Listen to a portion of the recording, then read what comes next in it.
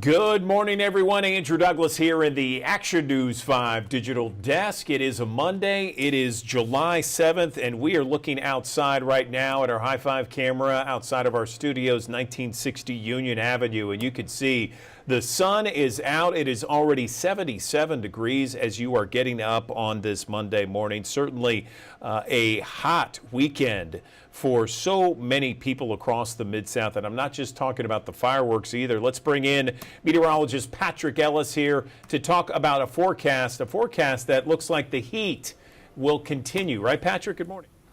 Yeah, the heat's going to continue, Andrew, but the humidity is probably going to be the thing that kind of takes the front and center stage here over the next couple of days, because that means that rain and storm chances will likely come along with it as well. Here's a live look outside from our Best Care Home Services High 5 camera. Again, we're starting off quiet this morning. We did have a couple of showers and thunderstorms making their way across eastern Arkansas early this morning. Now, that batch of storms has now laid out an outflow boundary. At some point in time, that outflow boundary will probably get a little bit more active with some spotty downpours beginning to develop here in the coming hours as we start to warm up. Already now 80 degrees, 7 o'clock in the morning, folks. 80 degrees here in the city of Memphis. Now, I think that, again, we're going to get arrested by the growth of showers and thunderstorms here today, but also the opportunities for more clouds in the skies here, partly sunny skies here in downtown. 73 in Somerville, 75 in Olive Branch, 73 also Mariana, Wynn, and 75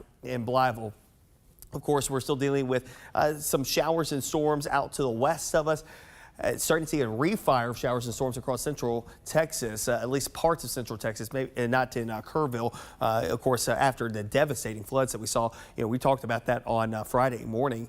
I mean, the flash flood emergencies were put out there very early in the morning. Of course, very devastating situation that was ongoing down there. And still the recovery efforts coming along with it as well. Flooding on from yesterday and the last couple of days, actually, from the Carolinas, from what is now the tropical depression Chantal, which continues to work its way up into the Delmarva Peninsula, about to cross over the Chesapeake Bay here shortly, and eventually moves back over into the Delmarva Peninsula.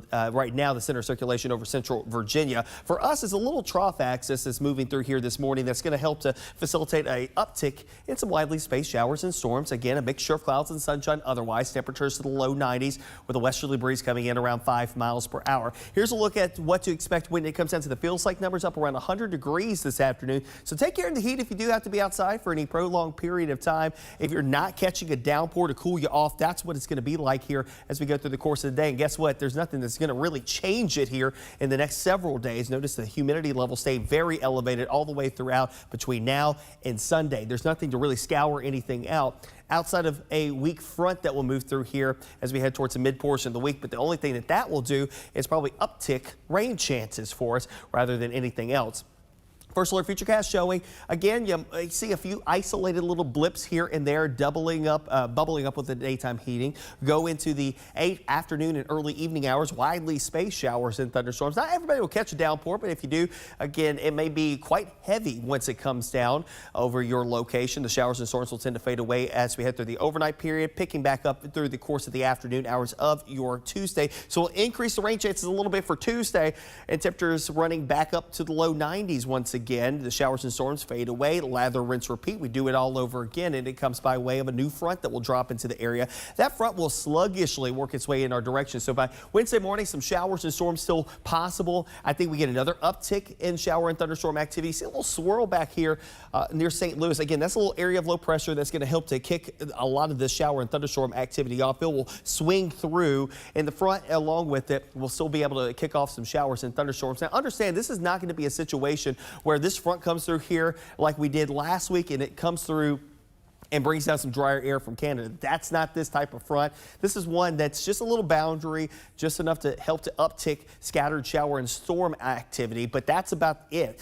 There's not a lot of cooler air, drier air locked up behind it. This is just not even replacing an air mass. It's just kind of moving the air mass a little bit to help to facilitate a little better chance for some rain and storms. So 92 the high temperature for today, about a 30% chance for a shower or thunderstorm, up to about 90 for Tuesday, scattered shower and storm thunderstorm opportunity. I think the coverage does go up for Wednesday with that front that will start to drift in our direction as we head through Wednesday night into Thursday. Still some scattered activity. High temperatures will top out in the upper 80s. Near 90 degrees back to it by Friday. Low 90s through the weekend. And again, off and on chances for showers and storms. Will not rain constantly, but when rain does come down, it could come down quick, fast, and in a hurry. And we'll keep that trend going right on into next week as well. A mixture of clouds and sunshine on a daily basis. And even though that you don't see it there are opportunities for rain that will come along with it as well, around 30% opportunity as we head through next week. So again, next couple of days, Andrew, this is going to be, standard stormy fare for us. Not a constant rain, but rain that will come and go as it pleases, typically in the afternoon hours with a mixture of clouds and sunshine on the front side of it. Maybe the days that maybe a little cloudier would be probably Wednesday, Thursday, Friday, just because of the fact that you're going to have that lingering front nearby. Otherwise, again, it's just the same old song and dance of the summer variety showers and thunderstorms. But when you do get them, again, heavy, frequent lightning, gusty winds, all possible, and you can't rule it out that we can have a rogue severe storm here or there.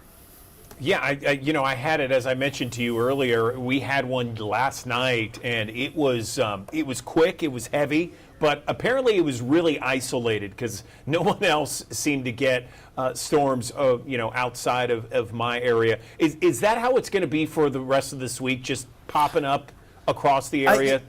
In some instances, yes, but I think this Wednesday, Thursday timeframe will actually have a couple of more consolidated, clusters of showers and thunderstorms to contend with. But occasionally, yeah, you'll have a cluster of thunderstorms rather than just the pop-ups. The one that you got yesterday, I mean, that thing just dumped rain for, in southeastern Shelby County for a good 2 or 3 hours on Sunday. Meanwhile, you go 5 miles up the road, it was completely dry. So from Collierville to if you went over to Germantown, the west side of Germantown, closer to the Memphis line, you went from complete torrential downpour to completely dry in a couple miles span. So just depending on where you are, how things will play out. But I think that there will be, again, a couple of days where spotty activity is more prevalent, and there will be a few days where we'll have a couple of clusters of storms to contend with. Okay, meteorologist Patrick Ellis there, starting us off on a Monday. Patrick, thank you. Thank you. You're welcome. All right, and there's another shot from our High 5 camera in Midtown Memphis there overlooking downtown. You can see downtown off in the distance, some clouds out there, blue skies. We're going to be talking about a mix of sun and clouds and possible thunderstorms throughout the afternoon in isolated areas with your Action News 5 digital desk forecast. That's going to be coming up throughout the morning here on Action News 5. Right now, I want to get to one of our top stories that we were focused on this morning, and that had to deal with a shooting at a storage unit.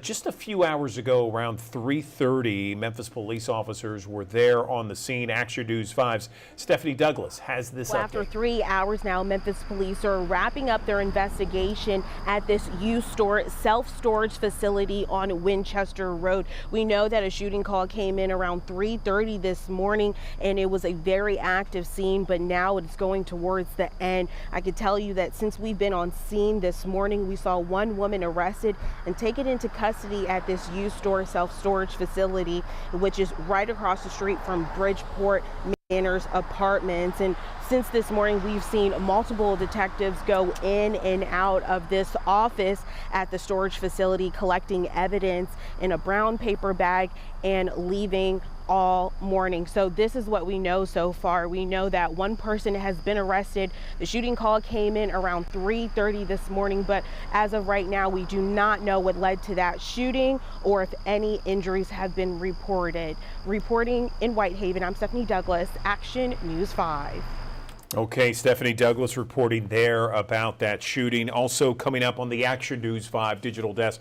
I have a few interviews I want to get to. One is with Shell on Wheels. Our friend Shelby Smith's going to be talking about the Overton Park Shell and what they do with Shell on Wheels. It's their mobile apparatus where they go all around the city for various events, various concerts, that sort of thing. So she's going to be coming on the digital desk to talk a little bit about that. We're also going to be checking in with one of our favorite reporters at the Daily Memphian, Sam Hardiman. He covers local city politics, city government, that sort of thing. He's got an article out about air permits that could change Memphis in terms of XAI and what that means.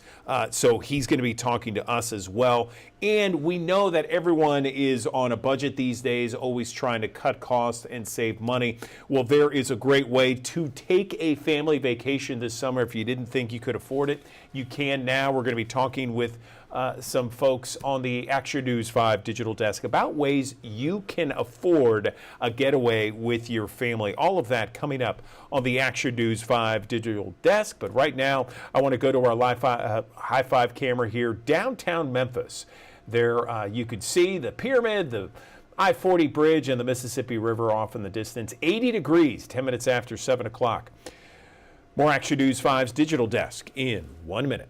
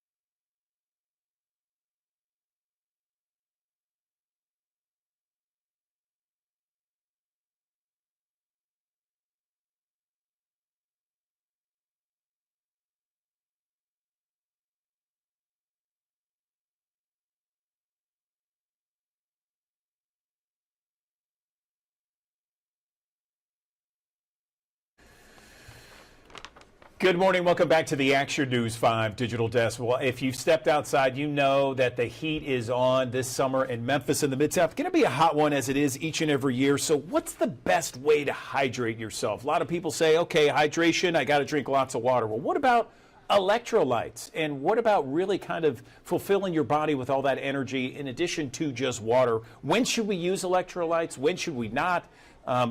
Which one should we use? Is there too much sugar involved? It's a lot to sort out when it comes to hydrating your body, especially in the summer months. Let's bring in someone in the know right now. I'm joined by Kristen Skinner. She works at Lifetime Fitness in Collierville, fitness trainer, group trainer, a leader there. Kristen, glad to have you back on the digital desk. So I don't know if you get that question a lot, how to hydrate yourself, but certainly that is a big question right now. Where do we begin on this conversation? Good morning. Good morning, Andrew. Thanks so much for having me on. It's funny because there's a lot of trends out there right now. If you look at TikTok or Instagram or even Facebook, there's a lot of trends going around with different types of electrolytes, different drinks. And even here in the club, people come in with all different types of drinks from, carbonated to in their shaker bottles. So the bigger question is, what are electrolytes and why do we need them? What do they do? And to get down just to the basics of it, the electrolytes are minerals like sodium, potassium, magnesium. They help your body to stay hydrated. They help your muscles to really work properly. Sometimes we don't even know that things are out of balance. We have these different symptoms and we try to treat them in different ways, but we don't know that it's due to an electrolyte imbalance. Like if you feel fatigued, you might think that, it could be something off with hormones, which could be the case, but it could also be an electrolyte imbalance. If there's muscle cramps, that could be magnesium, but magnesium could be due to, not enough electrolytes in your body. If you're having headaches or that general, blah feeling, I call it the bewitching hour in the afternoon.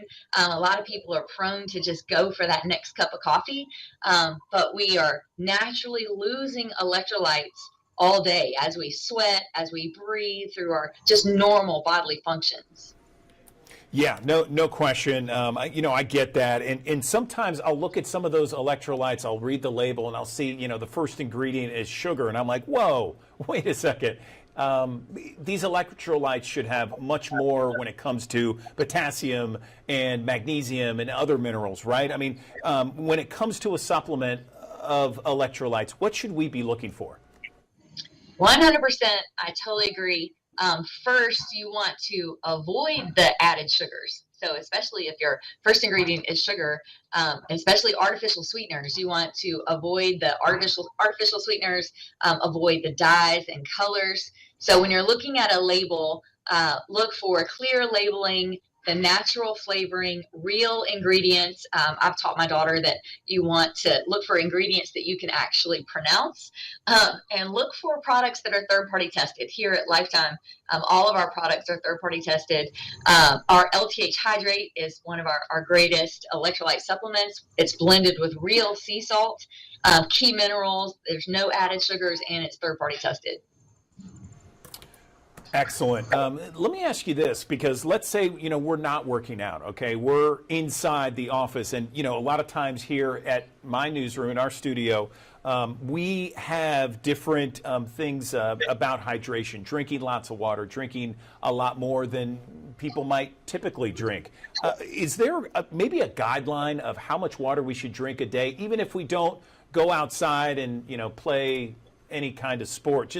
Just going to work, should we be drinking a certain amount? Sure. If you think about your body weight in kilograms, now that's a lot. Let's say if you have an average human, 1 pound per kilogram of body weight, if you're aiming for, even the easy way is 8-ounce glasses. That would put you at 64 ounces in a day. Okay, that's an easy no-brainer, and it should be something that everyone could accomplish. If you started with just a bottle of water, or your water bottle that you carry every day, and aim to refill it 4 times, average water bottle will be somewhere between 12 and 24 ounces. So if you had a pretty big cup like that, if you just aim to refill that about 4 times, that would be pretty good, especially if you're not planning to be outside, if you're not planning to be active. But I'm glad you brought that up, because adding in electrolytes are not for everybody. And so if you have a desk job and you're sitting inside all day, it might not be necessary that you have to actually add in more electrolytes. Just drinking plenty of water would be ideal.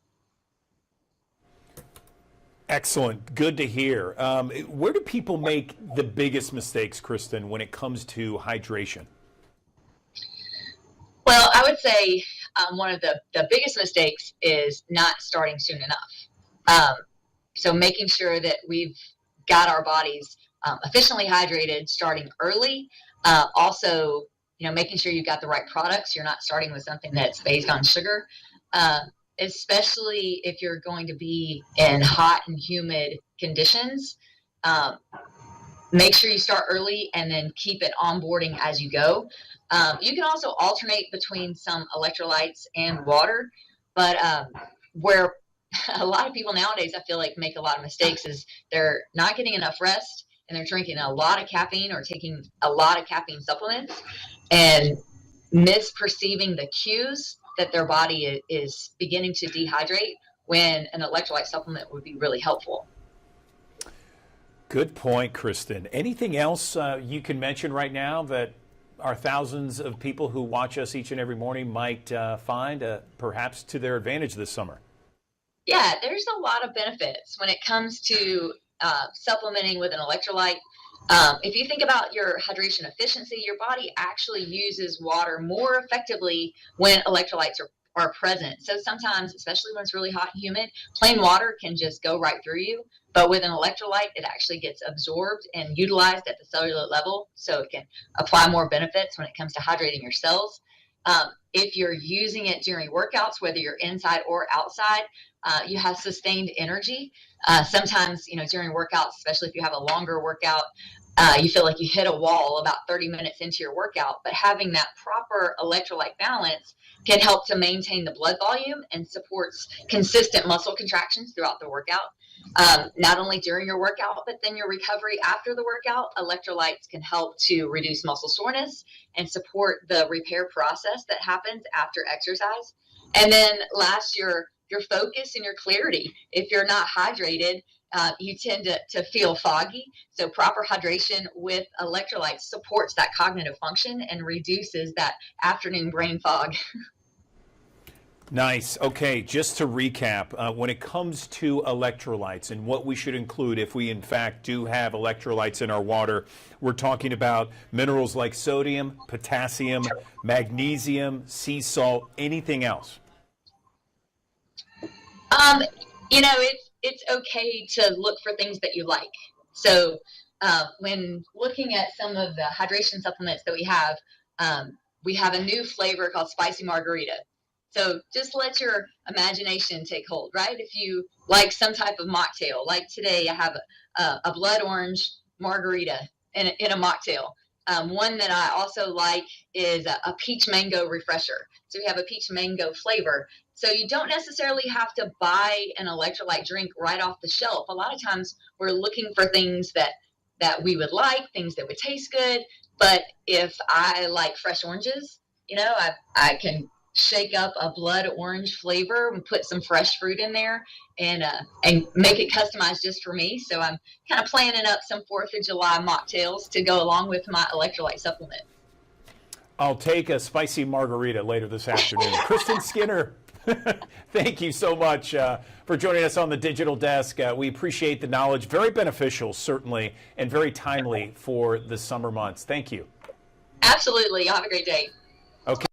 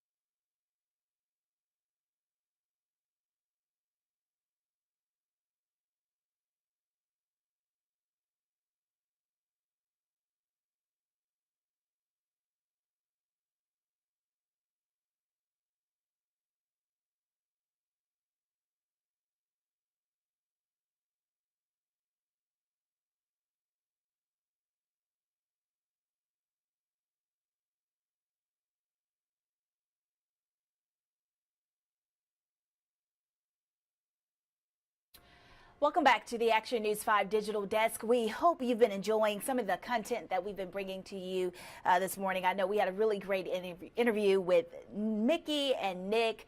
They are competing in tomorrow's Nathan's Famous Hot Dog Eating Contest. That's going to be a great watch. But now we're going to switch gears a little bit. We're going to bring in our friend Melissa Brown with the Chalk Beat. We've been chatting with her about a huge conversation, and this conversation is regarding the school voucher program and the applications. And I know this has been a huge talker, especially for parents who maybe rely on some of these vouchers. So let me go ahead and bring in Melissa Brown. Good morning to you, Melissa. How are you? Good morning. I'm doing well. Thanks for having me. No, thanks so much for stopping by the Action News 5 Digital Desk. So obviously, as I mentioned, this has been something that has been in the works for quite a minute now. As of today, where do we stand in this conversation of school vouchers? Right. So the new voucher program, is typically called the Education Freedom Scholarships Program, was a huge kind of signature project for Governor Bill Lee, and he had tried for several years to get it passed, and ultimately did pass in the legislature earlier this year in a special session. And so the state had to move pretty quickly to get it up and running. And they opened applications earlier this summer and received, I believe over 40,000 applicants. But that's about all we know right now. The state has been very reluctant to release further information. We know that they're processing those applications. We don't know how many have been accepted. And obviously, families are making school year decisions as we speak. We're getting closer and closer to the, fall semester. And so that's where we stand right now with the program. Yeah, Melissa, this is something that you've been following for quite a minute now, and I know that you've been inquiring about the decision of whether the state intends to collect additional information in the future about who qualifies, I should say, for these vouchers. Can you break that down for me? Definitely. So the Tennessee voucher program is similar to several other states' program. This has kind of been a bit of a trend with states adopting these types of programs, and kind of what they do is give taxpayer money to a family for a student to take to a private school. There's a lot of debate over these issues and a lot of opponents. But what my reporting at Chalkbeat, Tennessee has been over the past week is I got a look at the application for the Education Freedom Scholarship Program, or this new voucher program, and realized that the program is not asking a couple of key questions that is very, very common to be asked in other states. And one of these questions is about a child's previous enrollment. And so in other states, when you're applying, and actually in Tennessee's previous smaller voucher program, states on applications ask, you're applying for a voucher for your child. What school were they previously enrolled at? Were they previously enrolled at a private school? Were they previously enrolled at a public school? And why this matters is that data point allows a state in kind of oversight and accountability of the program to determine, okay, this program is benefiting, is expanding school choice, which is what the governor's has said that is his goal for the program. It's expanding access to school choice for kids that had previously been in public schools, or it's really just providing these taxpayer funds to families who had already been enrolled in private schools. So this is a really key data point that almost every other state with a similar voucher program collects, and Tennessee is not asking that question. And so this has concerned some lawmakers who oppose the program, and they're saying that without this data, it's really hard to provide oversight of the program, to provide accountability, and kind of determine what families, what kids are actually benefiting from this program. Melissa, I know you've been talking to lawmakers, but let's also talk about, reaction from parents, from families. When you've reached out, maybe just to get additional information from them, what has the reaction been like? Whether it's, a parent who has a child in public school or private school, what are those reactions like? I think it's varied. I think obviously there has been interest in the program with over 40,000 applicants. What kind of my reporting has been on is, who are those applicants? Where are they? And where might this program be benefiting? So I think right now, one of the major questions is we don't know a lot. I have asked repeated questions to the Tennessee Department of Education, and they're not providing kind of details on how many people have actually been accepted or been denied. So all we know right now is that application number. Hopefully in the coming weeks, the state is more forthcoming with information about the program, especially as we get near to the school year. But information is sort of limited right now. Yeah, for parents listening right now, and as you mentioned, kind of state officials have remained tight-lipped about this conversation. It's not, you want to learn more, you don't really know where to start. But for a parent listening right now, if they want to just inform themselves and stay up to date about the latest developments coming out of, these school voucher programs, where can they go to get that information? Well, you can always follow Chalkbeat Tennessee reporting. We know this is a big issue in Tennessee, and are going to stay on top of it. It is obviously can be maybe a really impactful program for families and for students, but also a really impactful program for the state and state finances. I know it's going to be continue to be a huge issue in the General Assembly with lawmakers. So yeah, if you're interested in following along, we will stay up to date on it at Chalkbeat, Tennessee. All right, that's Melissa Brown, Chalkbeat reporter. Melissa, was there anything else that you were prepared to say or you want to share that I did not ask you today? I don't think so. Yeah, I think we covered the kind of the top points.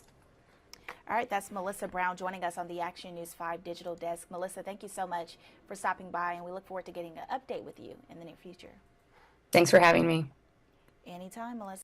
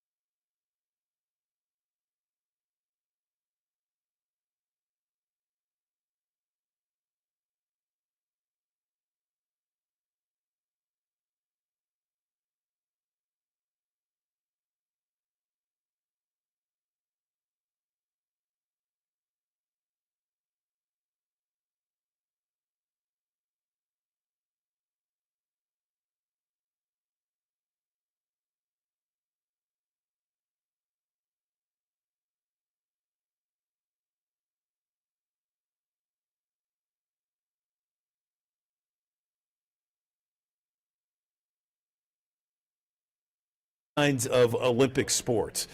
He did it all, and certainly an incredible Olympian as well. I'm joined on the Action News 5 Digital Desk by Chris Eyre. He is the director of this new documentary, Jim Thorpe, Lit by Lightning. Chris, thank you for joining us. Tell us what you wanted, why you wanted to make this documentary, and why it was so important to you. Good morning. Good morning, and thanks for having me. I appreciate it. So Jim Thorpe Lit by Lightning comes on the History Channel July 7th at 8 o'clock, and it's been a dream of mine to make anything on Jim Thorpe. He was a Sac and Fox Indian. I'm Southern Cheyenne and Arapaho, and I've been making movies for about 20 years. And the name Jim Thorpe was always part of my understanding. When I was a kid in grade school, they called him, the All-American Jim Thorpe, who won gold medals in the 1912 Olympics with 2 mismatched shoes that he found in the trash can. So the name Jim Thorpe I was always familiar with, and it's a name that everybody should know because he was the greatest athlete of all time and one of the greatest Americans that ever lived. And I think that people, especially Native American youth, really deserve to know his accomplishments. So when LeBron James and Maverick Carter and History approached me to do this documentary, I said, where do I sign up? I learned a lot about Jim Thorpe in making this, but there were a couple absolutes that I think are universal that people should all know. It's interesting. You mentioned that you learned a lot when you made this, and a lot of times with any kind of piece, people learn through the process, learning something that they perhaps didn't know going into it. What did you learn that maybe was a surprise to you, Chris? The thing that I learned that was a surprise to me about Jim Thorpe was the fact that he was so humble about his accolades. He won 2 gold medals and they were stripped from him after the Olympics because of a ruling. They got it reinstated in 2022, which was over 100 years later. He was celebrated recently last year with the Presidential Medal of Freedom. His name is topical and current even today. When you have people like a GOAT like LeBron James, professing the same thing, which is he was the greatest athlete ever. He was a great ballroom championship dancer. He played professional baseball. He played basketball. He won 9 professional football championships with the Canton Bulldogs. He won several collegiate football championships, and he won 2 gold medals in the hardest events of the Olympics, which were the decathlon with 15 events and the pentathlon. I mean, his records stand next to nobody else if you look at the record books, and you start to question, well, why was he such a gifted athlete? And I think it was the determination of the time and place that he was born into. It had something to do with the racism he experienced and the bias that he had to overcome. And he put that into sports, and he burned brightly. His Native American name was Bright Path, and that's where the title Lit by Lightning, Jim Thorpe, comes from. Chris, how do you want the audience to come away from watching this documentary? I want the audience to come away from this documentary inspired. I want the audience to come away from this documentary rushing out the door to jog the half a mile or mile after their 4th of July weekend. So I really want this documentary not only to inform people of the facts that people have forgotten about Jim Thorpe, but to be able to recite why Jim Thorpe's name is known as the greatest athlete ever. And I want them to jog that extra mile, because I think what it's about is the resilience and the tenacity that we as Americans have, and all people, that we put one foot in front of the other, despite where we start from, despite the circumstances. And that message of inspiration isn't lost on me, and it's possibly the greatest gift that we have from Jim Thorpe is his example. You know, there are so many different aspects. You mentioned a little bit of it just a minute ago, of the incredible accomplishments in sports that he overcame. Different shoes, wearing it, all the different accolades in the Olympics. What do you think is, if you had to pin it down to one accomplishment, what do you think was that one accomplishment that tops them all? I think the one accomplishment that tops them all may have been the light bulb moment in which Jim Thorpe is at Carlisle before his athletic career, and some young Native American boys trying to clear the high jump see Jim Thorpe, and he says, "Can I try?" And he's wearing overalls and boots, and they say, "Nobody's been able to clear that mark. We don't think you can do it." And without any warm-up, and before he becomes an athlete, Jim Thorpe shocks everybody by running towards the high jump and sailing over the bar at a height that nobody else could. And I think that was the moment that he realized he had something, that he had something unique. Pop Warner, the famous football coach, came to the field and said, "Let me see you do that again." And he did it again, and Pop Warner took him to his office and said, "You're on the track team." And that might have been the moment of ignition, from this person who came from reservation, beginnings, to Carlisle, that ignited his story into what it became. That sounds incredible. It really does, and I'm so excited to watch this, along with, I'm sure, a host of others on the that are watching right now on the Digital Desk. We have thousands joining us right now. Where can people watch this? And I know it's airing on the History Channel. Are there other platforms people can go in addition to the History Channel? Well, it's going to premiere exclusively on the History Channel. It's July 7th at 8 o'clock on the East Coast, right after the great 4th of July weekend. And so I'm really excited for people to see it, and I hope they'll be massively entertained. And I'm sure you'll be able to catch it far and wide in the future. That's fantastic.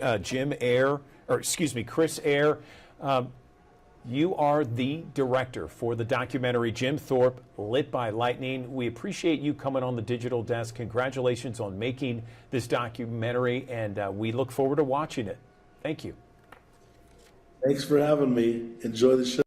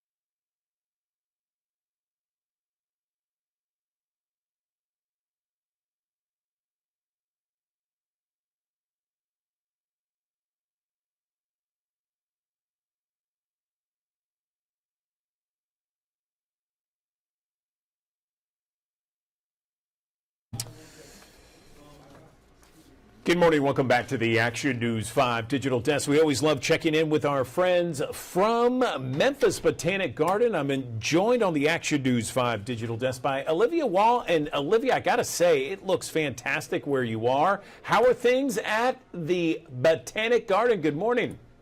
Good morning. They're fantastic. I'm actually live from you right now in our iris garden. It looks gorgeous. It really does. And today's a perfect day to join you and the 96 acres out there. It's always a beautiful gem in our area here, Memphis and the Mid-South. Tell me what else is going on there. Yeah, we're super excited. We're counting down to our second Live of the Garden show with Parker McCollum, featuring special guest Vincent Mason, and that's on July 18th. Why I'm in the Iris Garden, actually, is because we're just a stone's throw away from our Radiance Amphitheater. And that should be a really fun garden party and a really good way to continue the summer activities out here. I know you had Third Eye Blind just a couple weeks ago. How did that turn out?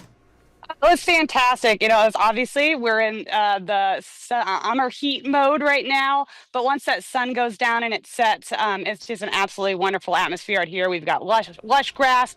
Bring your own coolers, bring your own chairs, bring your own blankets, spread out, make a night of it. Bring your friends and just enjoy a really wonderful concert at a beautiful setting. Yes, absolutely. Anything else that's happening in the garden between now and July 18th?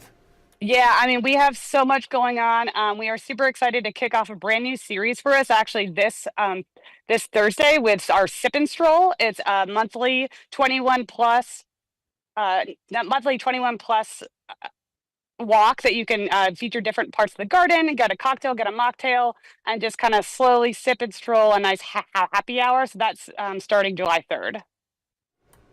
Okay, great. And that's going on once a month, every month for several months now, right? Mm-hmm. Yeah, and then July we have our big annual art auction. Our incognito auction is pretty unique and special because all the artwork is unsigned, and you don't find out who the artist is until the big reveal on August 1st, the party. So that is on view starting this weekend, and then the auction is all online, so you can bid from the comfort of your home, and that starts July 15th, and then that culminates in our party on August 1st. That's a super fun annual tradition. Folks love it. We encourage you to come on out, see the artwork, bid on stuff, and come to the party. New this year, it's totally free and open to the public, so you don't need a ticket. You can just come, check out the artwork, and bid. That sounds cool. That's I love how you guys just throughout the year have all kinds of amazing events happening at the Botanic Garden. And I guess the best place to go online to find out about these events is where? Do our website, membg.org. That has everything coming up. Obviously, you can follow us on Facebook and on Instagram to get all of the up-to-date information. We are constantly trying to share not only events that are going on, but just like what's blooming in the garden. You have these beautiful cone flowers right behind me. But the garden is super lush and decked out in tropicals right now. So everywhere you go, it's just pops of color, blooms everywhere. I'm standing here right now. I see a beautiful swallowtail butterfly just beyond the camera. So, come on out, take a walk through the garden and really enjoy the urban oasis we have that's available to our community.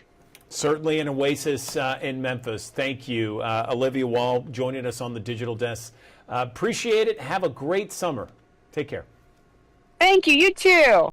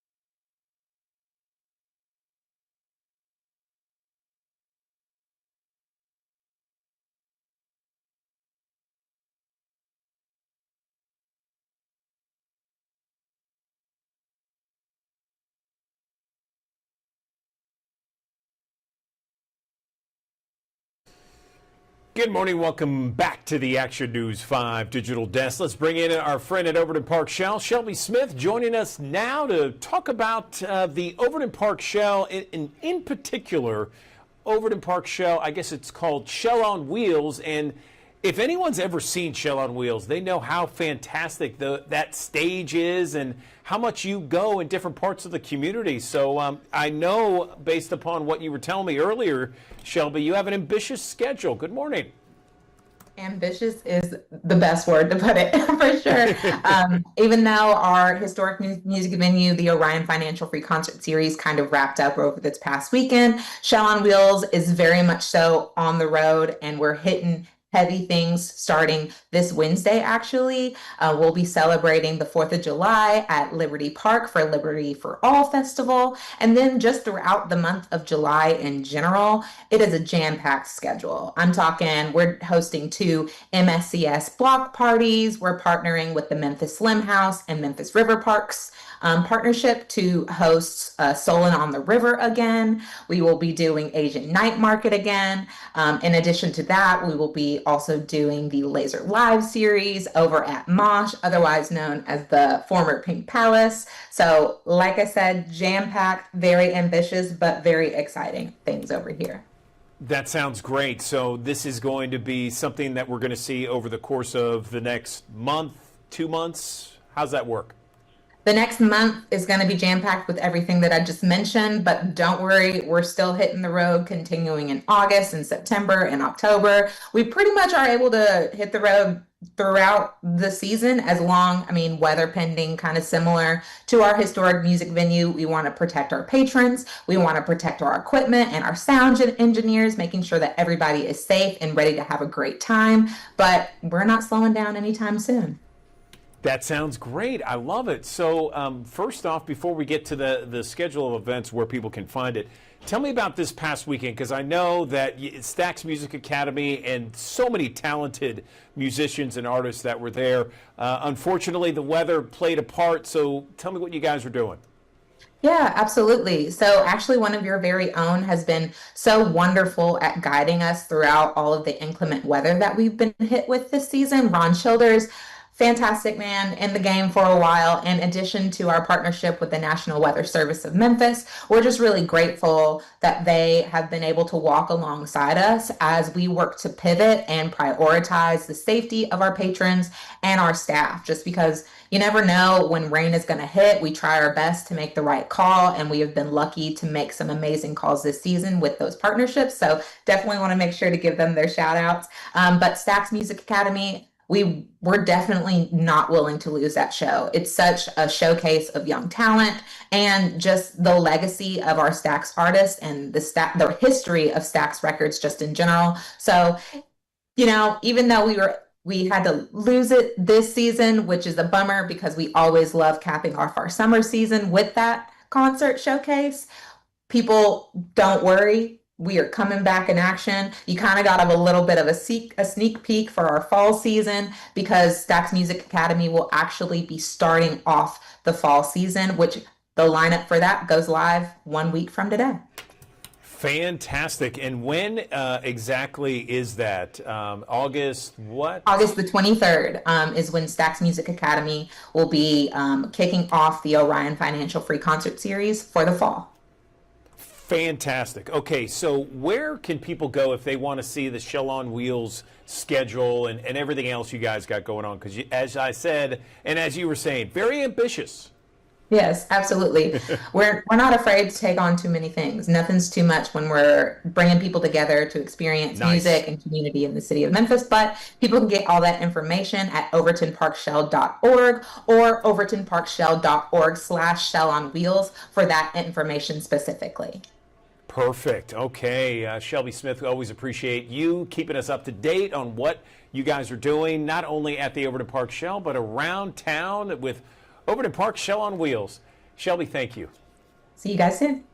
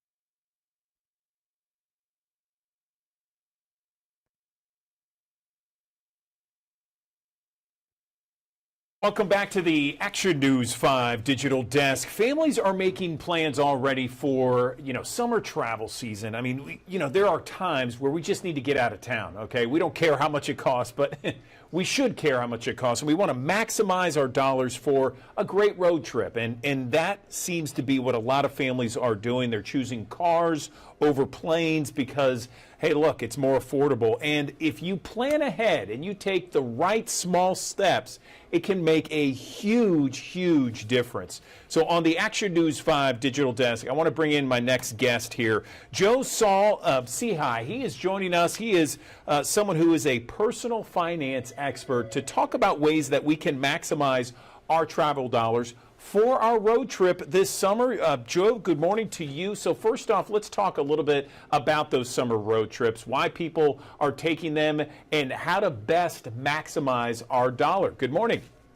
Hey, good morning. We're all seeing it in our wallet, right? Since the pandemic, a recent national study showed that prices are up about 15% when it comes to travel. Restaurants alone, if you've been in any local restaurant, you already know what I'm talking about.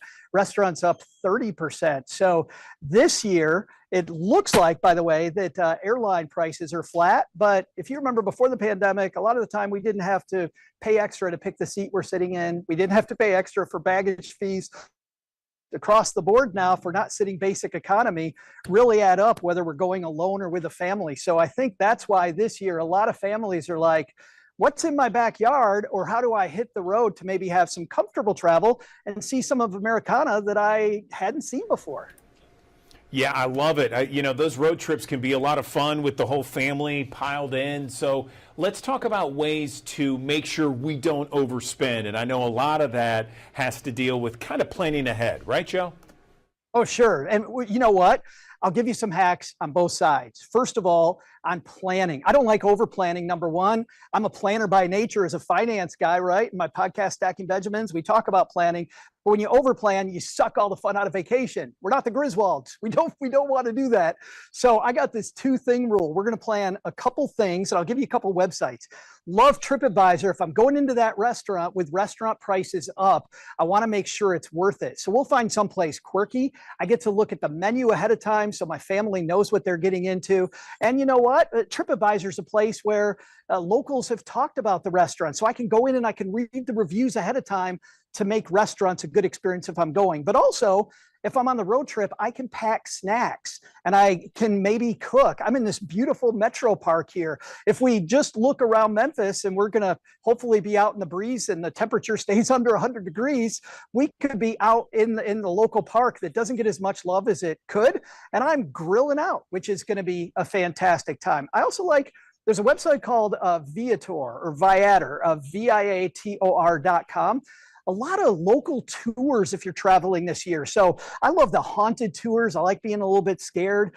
Number 2, I like food tours. I love history tours of these little towns around America.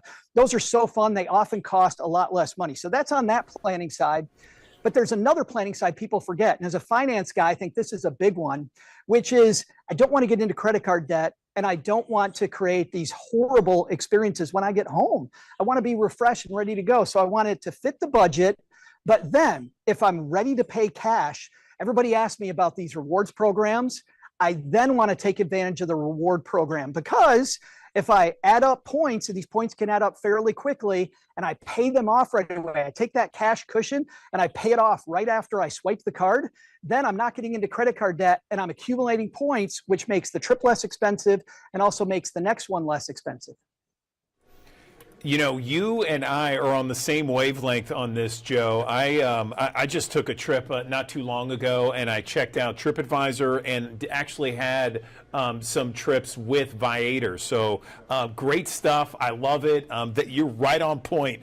Let's continue and talk about maybe some tips for gas, hotels, that sort of thing, because those can add up quickly, especially the prices of hotels these days. I don't know about you, but it just feels like hotels have skyrocketed.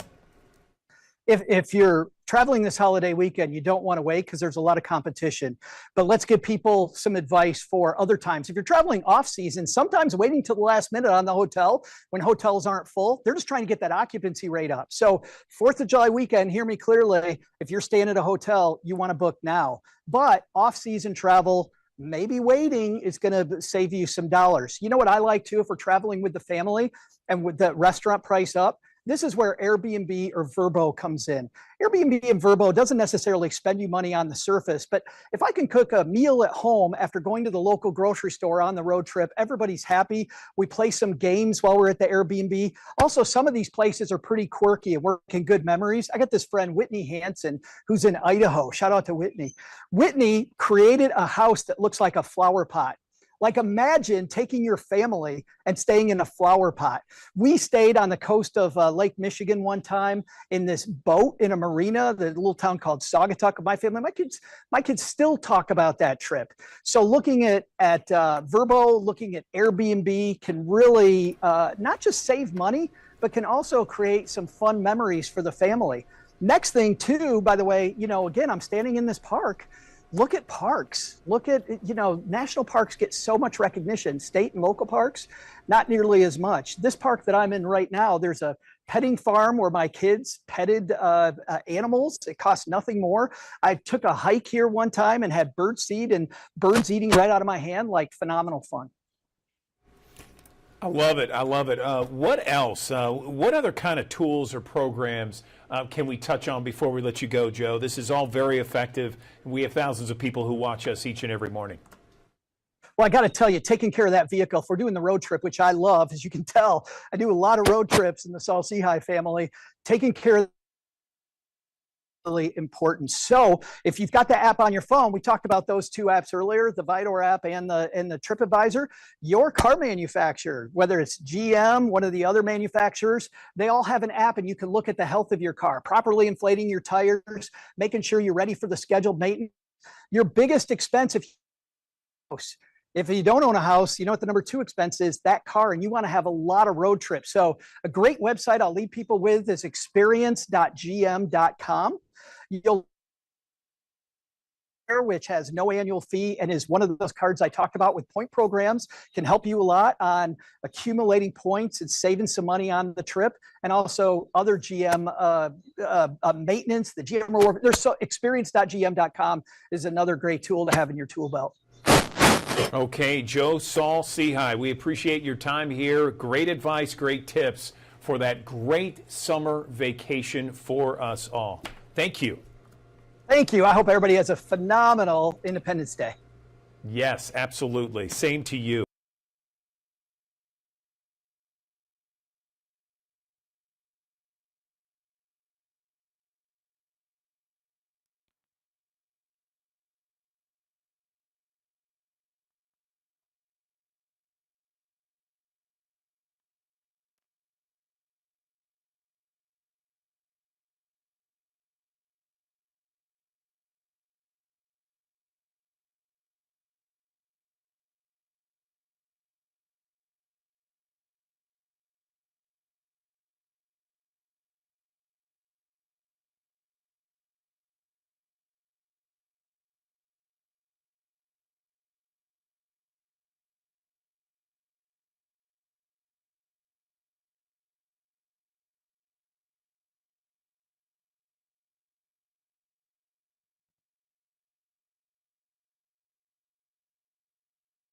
Thanks for joining us here on the Action News 5 Digital Desk here on a Monday morning, which features a warm-up quickly to the low 90s. Of course, the warm, muggy air definitely in place here today. Temperatures warming up into the 90s we go.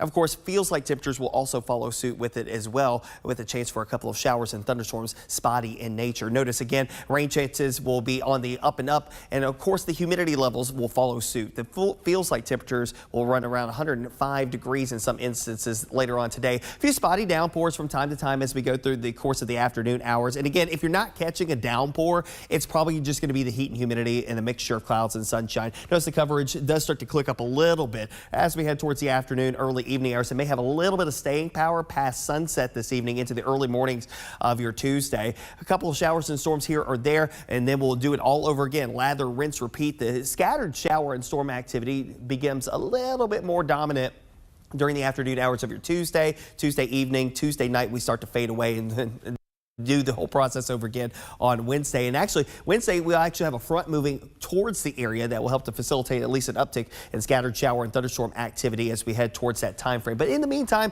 again, the muggy meter up there. Remember last week when we were down here in the humid category, which again, still noticeable, but not terrible. It's back into it again, and we're feeling all of that humidity rolling into the mid-south. Of course, you see an uptick in rain chances that will come along with the opportunities for a front to come swinging through the area. Now, that front will come through the area during the course of the day on Wednesday into Thursday. Thursday, front still working its way south of the coverage area. Eventually, will make a full press down towards the south, but behind it, not a lot of cooler air locked up behind it. You know, the last one we had that drier air that came in from Canada. This one, absolutely not. This one may knock the numbers back a couple of notches just because we've got rain and clouds in place, but that's about it. Most of this time is going to be fairly just muggy. You know, those overnight low temperatures not really dropping all that much. You know, a slight drop that comes in here Wednesday night into Thursday with the passage of the front.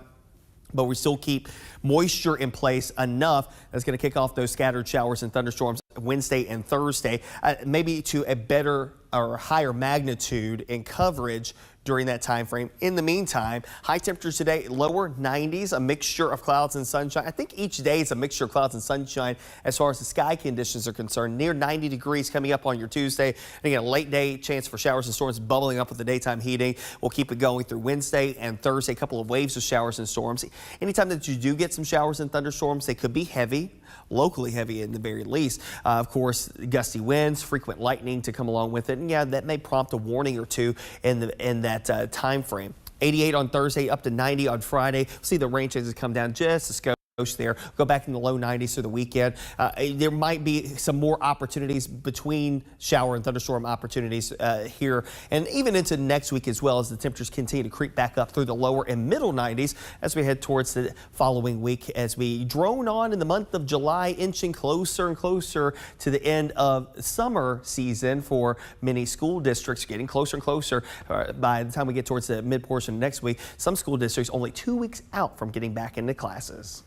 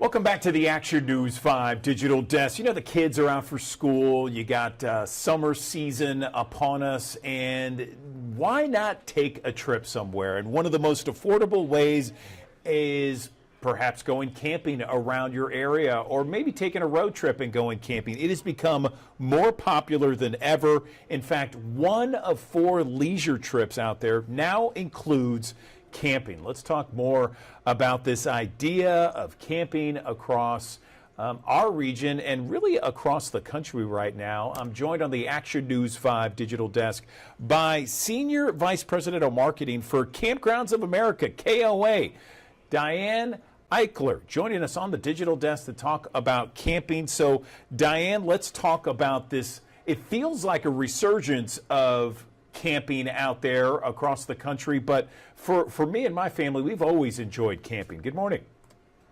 Good morning. Thanks for having me. So tell me about this this popularity that we are seeing in camping all across the country. Yeah, camping has always historically been a really great summer activity, but over the last 5 or 6 years, we have welcomed over 11 million new campers to camping. So we at KOA are super excited to open up our peak season and welcome all of our campers, old and new, out into the great outdoors again this year. Yeah, so tell me more about it, because I saw this stat where it said 1 in 4 of those trips, you know, people pick business or pleasure or leisure, and 1 of 4 of those leisure trips involve camping in some form or fashion. And we're talking about all kinds of camping, the RV type or the tents, that sort of thing, right? Yeah, you know, camping has grown. We have a lot of different accommodations that we offer at KOA. And to your point, we've got so many different demographics that are coming out to camp. It can be retirees, it can be Gen Zs who are historically traveling with their larger friend groups. We've got millennial families who are bringing kiddos in tows. We welcome pets. 50% of our campers camp with pets. So we have a really great curated Camp Canine program that welcomes our furry family members as well. And we have accommodations for all types of campers. If you're traveling in an RV, we've got great pull-through sites that have hookups and patios. We've got opportunities for tent campers. We've got glamping opportunities, which is one of my favorite ways to camp with our deluxe cabin product. You can come in, pack a suitcase, you don't need a lot of gear, and walk into a cabin that has a couple of bedrooms, a bathroom, a kitchenette, and it's like having a hotel room in the great outdoors.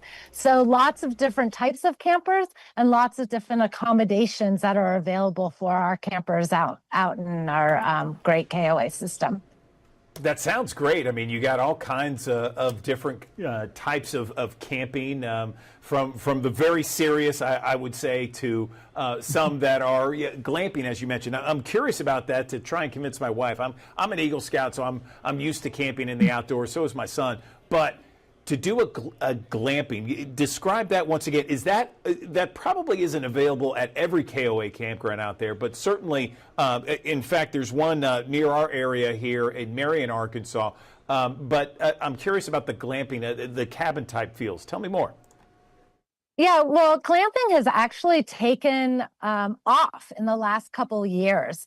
And so we have, as part of our glamping product, we've got deluxe cabins. At certain other campgrounds, we'll have yurts and tree houses and silos and what we consider unique accommodations. So it's not just a one-stop shop of one type of product, but there's lots of different variety, and each one of those unique glamping opportunities is often signature to space and place. So what you're going to have in potentially Tennessee might be very different than what you would find at one of our campgrounds in California. So that's one of the great things about KOA, is that none of them are the same. We're all unique, and we all have different signature opportunities at each campground.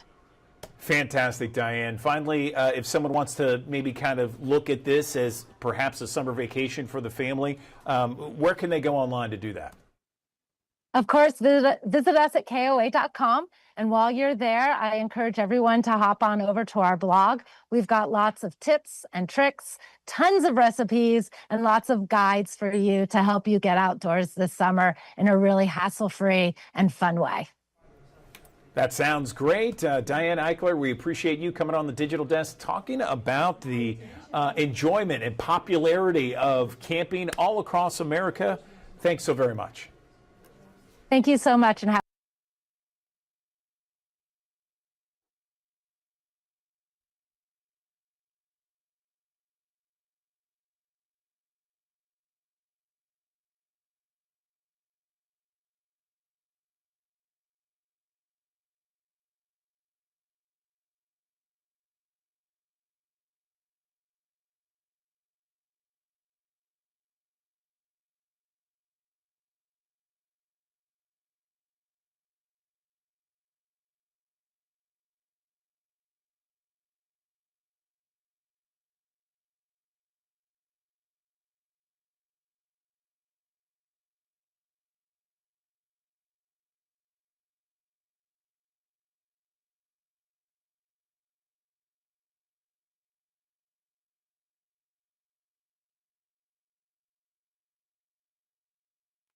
Good morning, everyone. Welcome back to the Action News 5 Digital Desk. We know summer is in full swing. There are some studies out there that show nearly half, about 46% of Americans are anxious about affording all kinds of summer plans. We all want to get away. We want to have maybe some outdoor activities, bring some people over. And when budgets are tight, it's so important to reassess where you can cut back just to protect your bottom line here. So let's talk about tips for summer spending right now. I am joined on the Action News 5 Digital Desk by Courtney Alev. She is someone who works at Credit Karma. She is considered a consumer financial advocate, and she's going to help us when it comes to tips for spending this summer. I was reading some of your notes, Courtney. I love it. Let's dive right in and talk about some great tips for people that want to have some fun this summer but are on a strict budget. Good morning. Good morning. So let's hear it.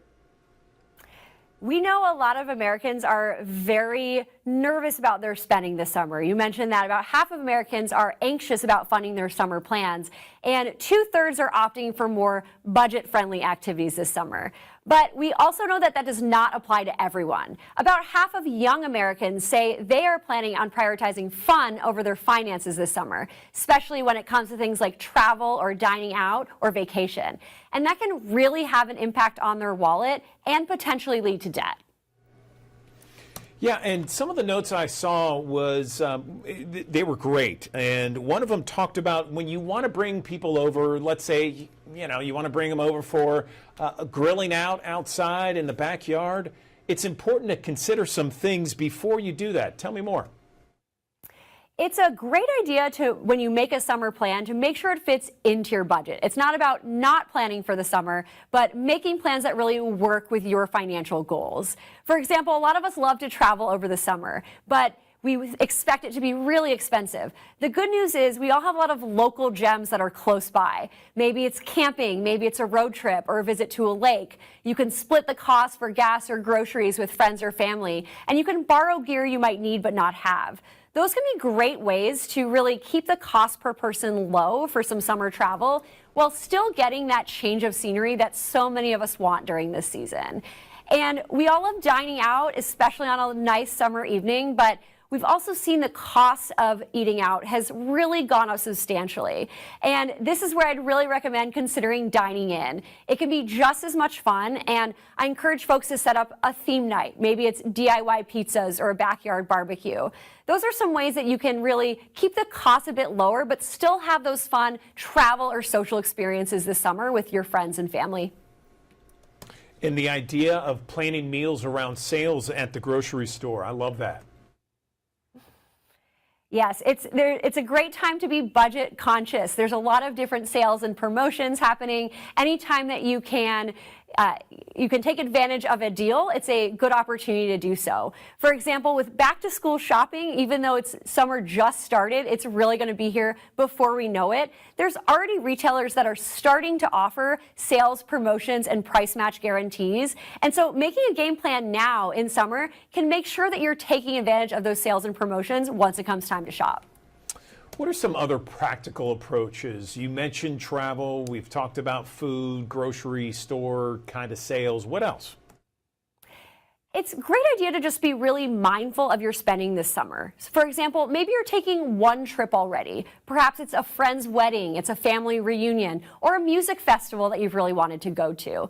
Try making that your one main splurge for the summer, and then see where you can cut back on other non-essentials. Maybe it's less dining out, maybe it's less ride sharing, or whatever that is for you. That can really help you focus your extra money and time and energy on that one splurge while keeping the rest of your budget in check. I know for me, I'm going to a music festival this summer with friends I'm really excited about, and I'm also sleeping on their couch instead of getting a hotel. And that's one way to make sure I'm doing fun things with my summer without totally breaking my budget. And it's really important to make sure you are being really intentional with how you're funding that summer fun. One interesting thing we saw is about 3/4 of Gen Zers say that buy now, pay later options, which are increasingly common, actually encourage them to spend more money than maybe they can actually afford. And so it's a really good idea before you click buy on any of those summer plans or purchases to make sure that it's something that fits into your budget, not just now, but later as well. Yeah, the budget stuff is key, especially when it comes to going in debt or staying out of debt. Listen, Courtney Alev, we really appreciate your time on the Digital Desk. Thank you for these tips for a fun and happy summer. We appreciate it. Thank you.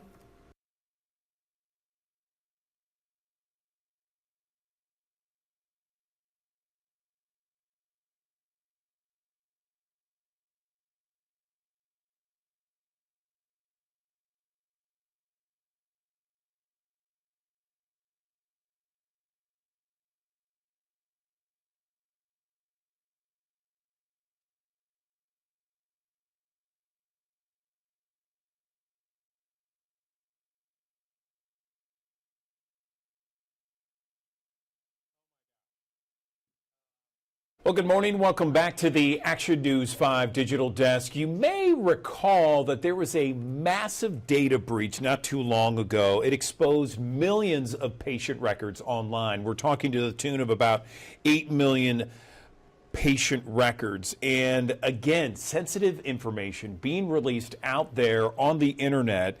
It's just another example of these data breaches that keep on happening from time to time. So how do we protect our identity, our cybersecurity? How do we make it as safe as possible? Joining me now to talk about that is Christopher Wright. He's a veteran cybersecurity expert.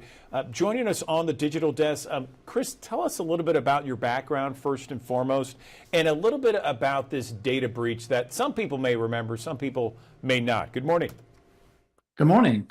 I've been in cybersecurity for about 2 decades now, starting in the United States Air Force, working with the federal government a little bit, and moving on to commercial entities. And apologies for the background being backwards there. But working in the commercial space and financial technology as well, and for about the last 9 years working with small businesses such as healthcare and dentists and things like that. From what we see of this, the breach, it was an openly available database that housed about 8 million total records, about 2.7 of those actually being personally identifiable information on dental patients. Dental patients. Okay, so there's all kinds of records out there, and of course, dental records include many people's, their names, their birth date, their social security numbers, maybe some credit card numbers as well. What do you know in terms of what I just mentioned? How much is exposed out there?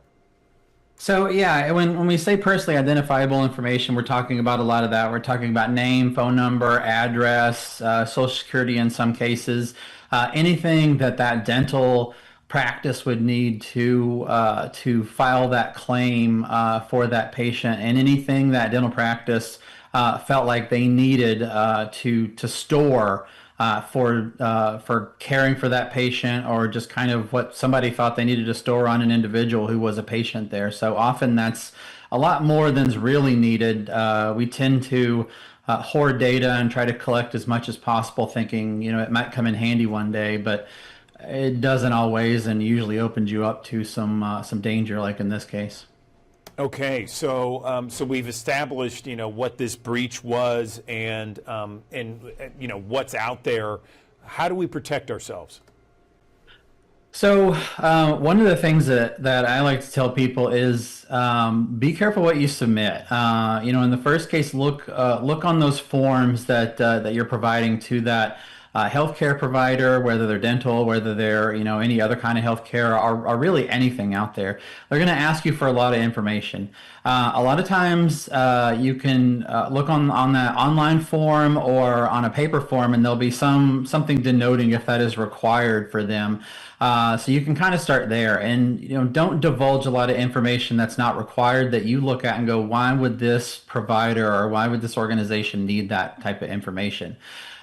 Second, I would look at that information, and if you do look at one of those fields that's marked required and you don't think it should be required, question that. That may not really be required, and especially if you're filling out a paper form, there's nothing stopping you from not putting that on there. A lot of times the online forms will not advance to the next screen if you don't enter the required field, but there are ways around that as well. But the best thing you can do is question that. Don't just assume. So go back to that provider and say, why do you need my birthday? In some cases. And finally, we kind of overshare a lot of things anyway. So kind of expand that to your whole life. We want to put everything about ourselves on social media. We want to kind of fill that out and put everything about ourselves out there. But really, that's a treasure trove for people trying to steal your identity or impersonate you in some way, shape, or form. And then I guess one other thing I'd want to add on there too is when you are going to a healthcare provider or some type of provider, not necessarily healthcare too, but look through those forms. Read what you're signing. A lot of people, we're in a hurry. We don't want to read what we're signing. We don't see what we're signing up for. And unfortunately, that gets us into trouble sometimes. In the healthcare world, for marketing, in the terms of protected health information and HIPAA privacy, marketing is an opt-in, opt-out type set of data, or use case for healthcare data. It's a little bit of a fuzzy line between what's allowed and then what you have to have an opt-in from the patient for. But read through those forms and seeing if you are, somehow opting in. That could be, a long form that you just sign at the end, and there could be one statement in there that says, I opt into marketing.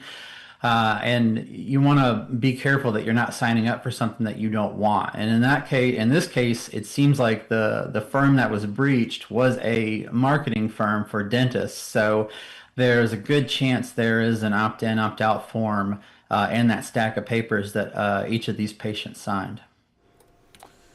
What about companies like LifeLock or VPN? Like people who offer added security? Do you think that it would be a benefit in this case? And I mean, is it worth the cost? A lot of times, the VPN companies, that's kind of a different threat than this. But the companies like LifeLock, what they do is they provide visibility to that, so you can see when things are being used.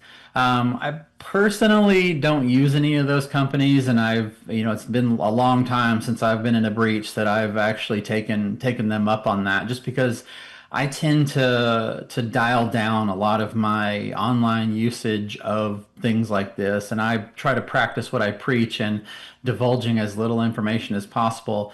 Signing up for as few things as possible and making sure my information is out there as little as possible. That's very difficult, and a lot of people, it's going to be a hard change in their life to do that. But what those providers give is kind of visibility into that at the very least. Sometimes they do have some blocking mechanisms, but in actuality, they typically try to err on the side of caution, so they're not going to go out there and block everything, because that pretty much prevents you from using credit cards and signing up for home loans and buying cars and stuff like that. So they don't want to impede on your life, which is, in a lot of cases, that would prevent a lot of this fraud from going on, but it would also prevent you from just living a normal life. Anything else we can touch on, Chris, that you haven't touched on with regards to just overall protecting yourself online, cybersecurity, that sort of thing? Yeah, absolutely. I mean, we could spend an entire day talking about that. But generally, kind of the top things that I'll hit on is make sure you're updating your software on your phones, on your tablets, on your laptops, on your computers, wherever you have it. That's within your kind of personal scope of responsibility. Make sure you're updating those on the regular. Don't just kind of bypass that update notification over and over and over. A lot of flaws, a lot of things that attackers will take advantage of are in these recent patches. So if you apply those recent patches, you're going to reduce your risk significantly. Second, make sure you're using multi-factor authentication on your online accounts, and use, excuse me, and when you're using multi-factor authentication, if nothing else is available, use those SMS text messages. But if there's anything else, like an app, like a Microsoft Authenticator or Google Authenticator or Authy, make sure you're using that instead of those SMS text messages. Our phone system is not terribly secure. The FBI just kind of tacitly admitted that, recommending that everyone use encrypted apps like Signal. But you want to make sure that you're protected in that case. So using those apps ramps up that protection there. Make sure that's turned on everywhere possible. For everything else, make sure you're not reusing passwords. Password reuse is kind of the other big brute force account takeover method. So use a fresh, new, long, and strong password for each account. And I know many of your viewers will be kind of scared when I say that, but there are helper apps out there called password managers that can help you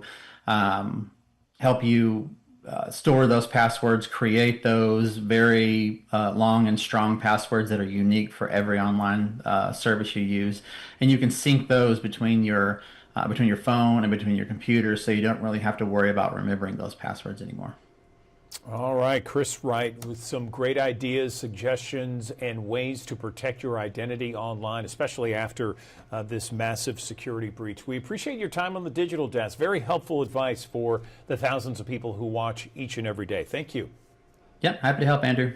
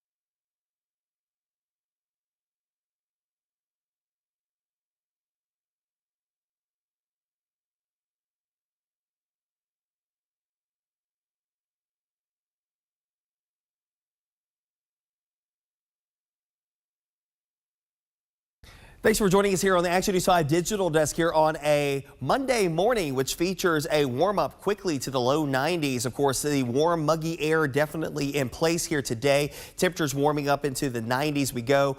Of course, feels like temperatures will also follow suit with it as well, with a chance for a couple of showers and thunderstorms, spotty in nature. Notice again, rain chances will be on the up and up, and of course, the humidity levels will follow suit. The feels like temperatures will run around 105 degrees in some instances later on today. A few spotty downpours from time to time as we go through the course of the afternoon hours. And again, if you're not catching a downpour, it's probably just going to be the heat and humidity and a mixture of clouds and sunshine. Notice the coverage does start to click up a little bit as we head towards the afternoon, early evening hours. It may have a little bit of staying power past sunset this evening into the early mornings of your Tuesday. A couple of showers and storms here or there, and then we'll do it all over again. Lather, rinse, repeat. The scattered shower and storm activity becomes a little bit more dominant during the afternoon hours of your Tuesday evening, Tuesday night, we start to fade away and then do the whole process over again on Wednesday. And actually, Wednesday, we'll actually have a front moving towards the area that will help to facilitate at least an uptick in scattered shower and thunderstorm activity as we head towards that time frame. But in the meantime,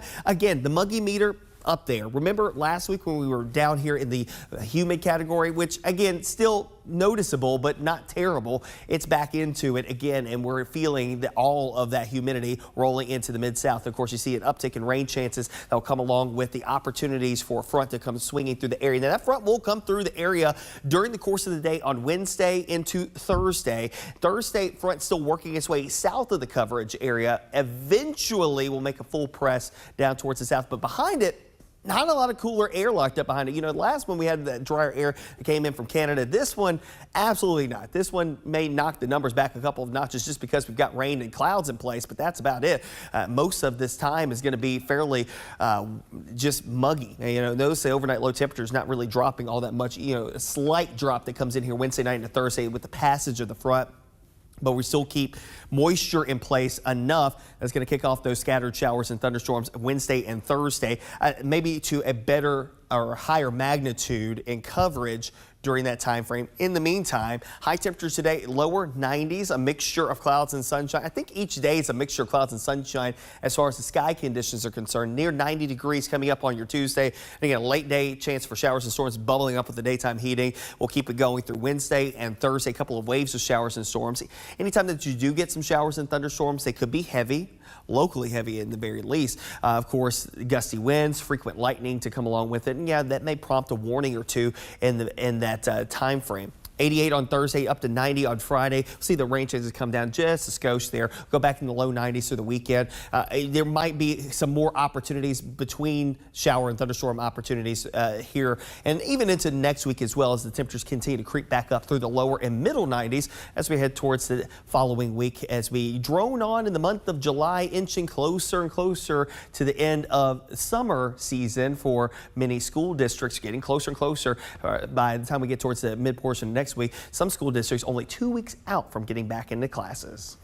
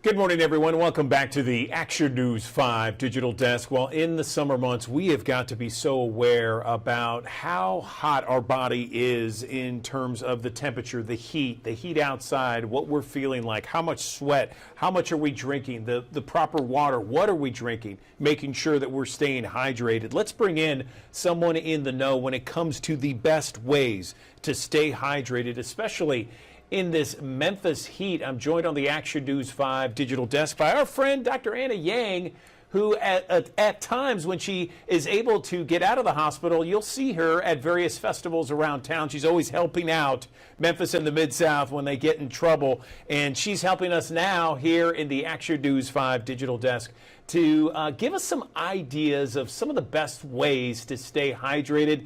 Anna, great to see you again. So tell us, right off the top, what are some of the best ways to stay hydrated? Good morning. Good morning. Thanks for having me. So, as always, water is going to be your best bet to stay hydrated. When it comes to thinking about a healthy diet, it's really easy to get caught up in, what to eat and what not to eat and forget basic things like just drinking simple water. There are lots of fluids out there. There are a lot of different ones that are marketed out there, for different purposes. And some of them are very colorful and shiny and, have a whole lot of marketed benefits. But truly, still the most basic and still most important way to stay hydrated is definitely just your regular old water. Okay, so, a lot of times we hear, well, you got to drink, this amount of water per how much you weigh, or you got to drink a gallon every day. What's the standard? So it's a very individualized thing. There's a general recommendation out there for men to drink about 15 cups of water or fluid a day, and women to drink about 11 cups of fluid a day. And that's overall fluid. So that's not just water. That's including the fluid that you get from fruits and vegetables, your coffee, your other drinks, energy drinks and fruit drinks and, sodas and all those things out there. Now, the most efficient fluid out of those is going to be water. So that's kind of where that general recommendation of 6 to 8 cups of water comes from. But each person's water needs are going to be different. So if you're getting more fluid from other sources, you may not need as much water. But if you're more active, you're outside more, you're doing more physical activity, you're sweating more, you might be ill or traveling, or, hopefully not having diarrhea and fluid losses. But some people need more than that kind of fluid. So the best way to kind of determine how much fluid you need is just to listen to your body and watch for, the signs that you may not be getting enough fluid rather than counting a specific number of cups. What about electrolytes? A lot of people talk about electrolytes. You need it if you're exercising outside, perhaps you're working outside, and your body's so depleted with, all the minerals that we need. If you think electrolytes are a good idea, and if so, what kind? Sure. So in general, if somebody's eating a normal, healthy diet in addition to drinking water, you really shouldn't need any additional electrolytes. The electrolytes come in for people who are, suddenly doing a lot of activity, suddenly losing a lot of fluid and electrolytes, like sweating a whole lot. Those people may require additional electrolytes to go with their fluid for better hydration. So if you've just, done a couple of hours of, really intensive exercise, getting electrolytes in your drink, like any of those sports drinks out there, would potentially be helpful. Now they have those hydration multipliers now out there that are getting more and more popular, that people are drinking with these, special mixtures of certain electrolytes and sugar in the fluid. And these are designed to help somebody absorb that fluid more quickly. And so sometimes, people note that they feel significantly better drinking that type of fluid than by drinking water more quickly. But it's still not a replacement for regular water. You still need that volume. You still need a normal amount of fluids. And if you are significantly feeling better after you've drinking, some sort of electrolyte drink or one of those, hydration multipliers out there, then that means you are already dehydrated and you should have already been drinking more water on a regular basis. Gotcha. Okay. So where do people really make mistakes? Where do they get in trouble? Because I know a lot of people are trying to figure out, well, my body doesn't say I'm dehydrated. I might feel a little bit thirsty, or maybe you're already dehydrated even though you don't feel thirsty. Where do people make those common mistakes, Anna?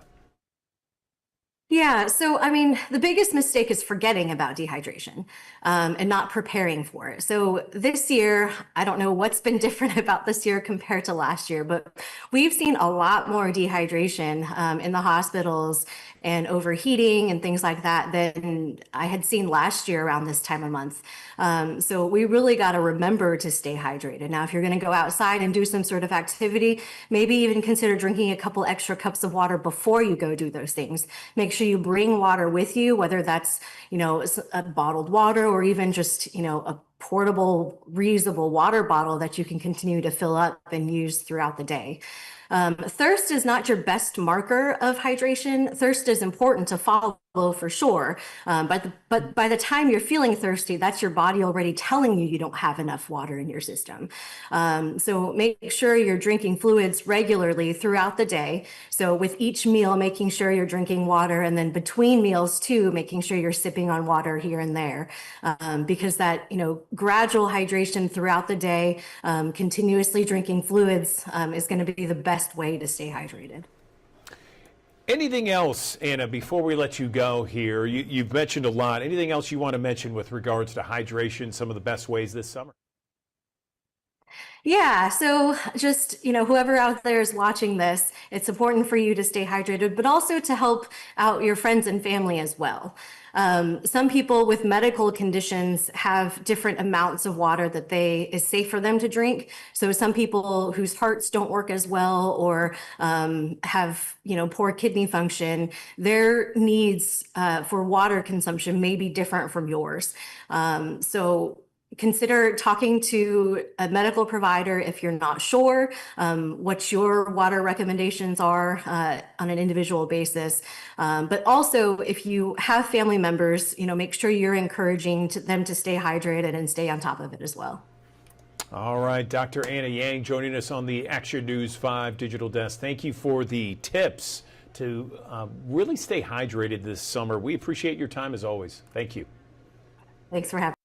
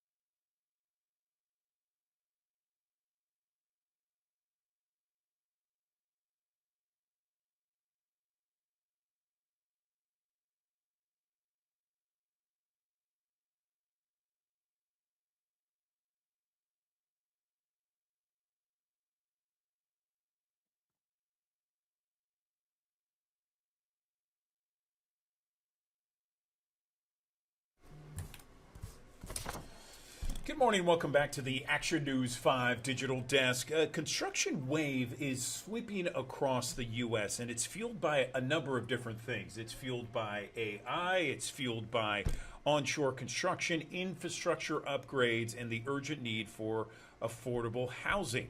I want to talk to someone more about this boom that we're seeing, this development boom, and how we can all get involved. I'm joined right now on the Action News 5 Digital Desk by Nolik Forrest. She is a corporate affairs officer with AmRise. Nolik, good to see you, and tell me a little bit more about this boom headed our way. Good morning. Yeah, good morning, Andrew. As you mentioned, there was about a $2 trillion investment in the U.S. annually to basically support the construction momentum that's going on. And we really see three long-term trends that are driving this. One of them is the modernization of infrastructure, with a lot of infrastructure that can be up to 100 years old across the U.S. But also in the commercial market, what we're seeing is advanced manufacturing really coming back to the U.S. And we're building factories. For instance, in Tennessee, we're right now part of building the Ford Blue Oval battery plant. But also we see chip factories, data centers, warehouses, distribution centers. It's just really booming across the nation. And in the residential market, there is a 5 million housing gap in the U.S. that really needs to be bridged. but also the building stock is about 40 years old on average. So there's a huge opportunity to retrofit a lot of homes to make them future-proof so that, our families are safe. That's a lot of good news, Nolig. I mean, you mentioned everything there, this building boom that's hitting the U.S. How can people here in Memphis in the Mid-South get involved? Well, I think that Amrize is coming to the market serving a whole range of construction projects, from the new Tennessee Titans football stadium to factories like the Ford battery plant. I think what's important is to make sure that you use the most advanced building solutions so that you're future-proofing everything you build for today, but also for tomorrow. So Amrize is here to be your partner of choice. And tell us a little bit more about Amrize. So Amrize is going to be the largest building solutions company that is 100% focused on the North American market, so focused on the US and Canada. We are going to be providing building solutions as a partner of choice to professional builders from foundation to rooftop, so from concrete all the way to advanced roofing systems and wall systems and decking. And we really are serving all construction markets, from infrastructure to residential, commercial, new build, repair and refurbishment. And we have 1,000 facilities across the region so that we can serve customers in every single state. So we really want to be the partner of choice for professional builders.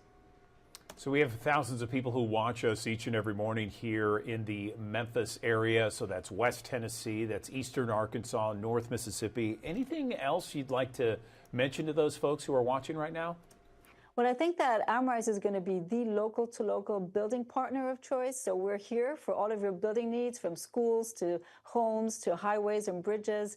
We're here to make sure that we can advance the built environment to improve everybody's lives. So reach out to Amrize if you have any building need. Okay, Nolig Forrest, we really appreciate your time on the Digital Desk. Thank you. Thank you. Have a great day.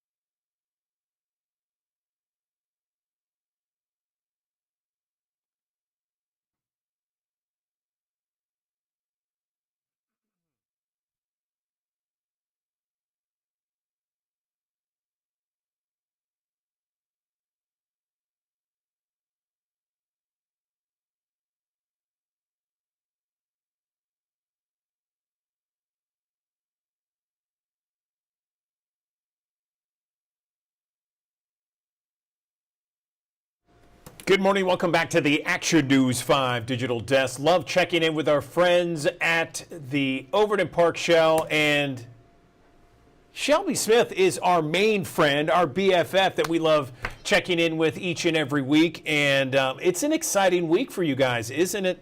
Isn't it today, actually, right? Tell me more. Yeah, absolutely. Good morning, everybody. Our lineup for the Orion Financial Free Concert Series goes live today at 10. So we're just like an hour and a half away from that hitting our social medias, from that hitting our Facebook and our Instagram, from that sharing that news with the audience that we're going to welcome back to the lawn for another great season of free music in the fall. I personally feel like fall in Memphis is fantastic. You know, we're away from the summer heat. There are plenty of things to do. I feel like Memphis really does come alive in the fall, and a part of that is hosting our Orion Financial Free Concert Series. We got a fantastic lineup of local and national talent coming back, and some regular routine visitors that we usually have in the season that people get to look forward to. All right, so this is being announced later today, right? And we know for sure that there's one concert that's kicking everything off next month. Yes, absolutely. On August 23rd, everything kicks off with Stax Music Academy. As many people know, unfortunately, we had to cancel that show to cap off our summer season, but we were actually able to save it and just make it the headliner to kick us off this season. We're super, super excited. They always draw a really great crowd, and it's always incredible when we get to support and shine light on our young talent in the city. Are you going to be creating a playlist with all the people coming this fall? Because I loved it when you did that in the spring and summer. Absolutely. You'll be able to get our playlist and just kind of get a feel of the artists that we're going to bring to the Overton Park Shell on our website, overtonparkshell.org. In addition to that news, thanks to the generosity of Brigg and Ellis Kleiss, we have some new sculptures being added to our sculpture walk and within the grounds of the Overton Park Shell. Talented, well-renowned Memphis sculptor and artist Jim Buckman. 9 of his sculptures will kind of cascade across the grounds. So we're super excited to add just, a new aesthetic enhancement that's coming to the lawn this season for people to kind of look out for, get some new information, find a new way to really engage with the beauty of our backyard music venue. So those sculptures are going to be out and around near the campus area, so people can check it out. Is that right? Absolutely. People can come during the show, come, just if you're visiting the park for the first time. There's kind of like a grove of trees over towards stage left. And like I said, 9, and they are massive and they're so beautiful and all very, very unique. I think people will really enjoy kind of exploring the grounds a little bit more. Obviously, our shell we think is the most beautiful, but we want to give people a way to kind of engage with the space more as they're coming and visiting us this season. Perfect. Okay. Anything else, Shelby, before we let you go? I know that once this is announced, it's going to be on all your socials, everywhere online. What else? You can always catch Shell on Wheels hitting the ground. We've got a couple different event partnerships that are being solidified as we speak. I do know at the end of this month, we will be headed back to the Asian night market, which I know they've gone through a couple location changes because they keep growing bigger and better even every single year. So we're super excited to be back with them. I believe that's like the second to last weekend of July. But in addition to that, we're always doing our free weekly workout series in partnership with Baptist Memorial Healthcare. And again, the Orion Financial Free Concert Series lineup hits at 10 o'clock. So definitely make sure you're tuned in because you're going to love what we're bringing to the table. A beautiful mix of different genres, people from Memphis and traveling artists. So we're just excited for people to join us for another great season. And all of our shows start at 7 o'clock. So the sun's going down a little earlier and we get to gather on the lawn for free music again. I love it. See, Shelby, you come in on the digital desk, always bringing us great news. I love that. So thank you so much. Really looking forward to this lineup coming up in the fall, and can't wait to see it and talk to you about it more the next time we speak. We appreciate your time as always on the digital desk. I'll see you guys at 10 a.m. Remember, 10 a.m. it goes live. So definitely make sure to share and share what artists that you're excited to see because we always love that feedback. It kind of helps us plans for future seasons. So 10 o'clock a.m. Perfect. Shelby Smith with Overton Park Shell. Thanks again for your time. Have a good day. You got it. All right. From our high five camera here as we go to break. Downtown Memphis on a Monday, 81 degrees, 8:52. Let's talk about your forecast in 1 minute.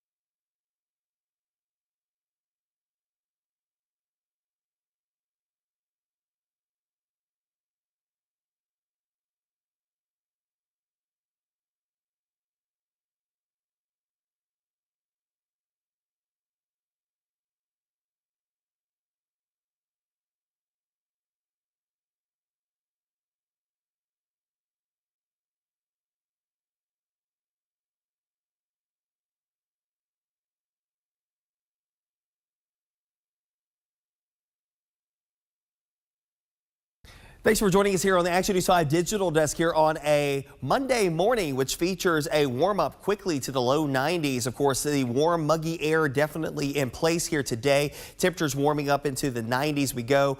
Of course, feels like temperatures will also follow suit with it as well, with a chance for a couple of showers and thunderstorms, spotty in nature. Notice again, rain chances will be on the up and up, and of course the humidity levels will follow suit. The feels like temperatures will run around 105 degrees in some instances later on today. A few spotty downpours from time to time as we go through the course of the afternoon hours. And again, if you're not catching a downpour, it's probably just going to be the heat and humidity and a mixture of clouds and sunshine. Notice the coverage does start to click up a little bit as we head towards the afternoon, early evening hours. It may have a little bit of staying power past sunset this evening into the early mornings of your Tuesday. A couple of showers and storms here or there, and then we'll do it all over again. Lather, rinse, repeat. The scattered shower and storm activity becomes a little bit more dominant during the afternoon hours of your Tuesday evening, Tuesday night, we start to fade away and then do the whole process over again on Wednesday. And actually, Wednesday, we'll actually have a front moving towards the area that will help to facilitate at least an uptick in scattered shower and thunderstorm activity as we head towards that time frame. But in the meantime,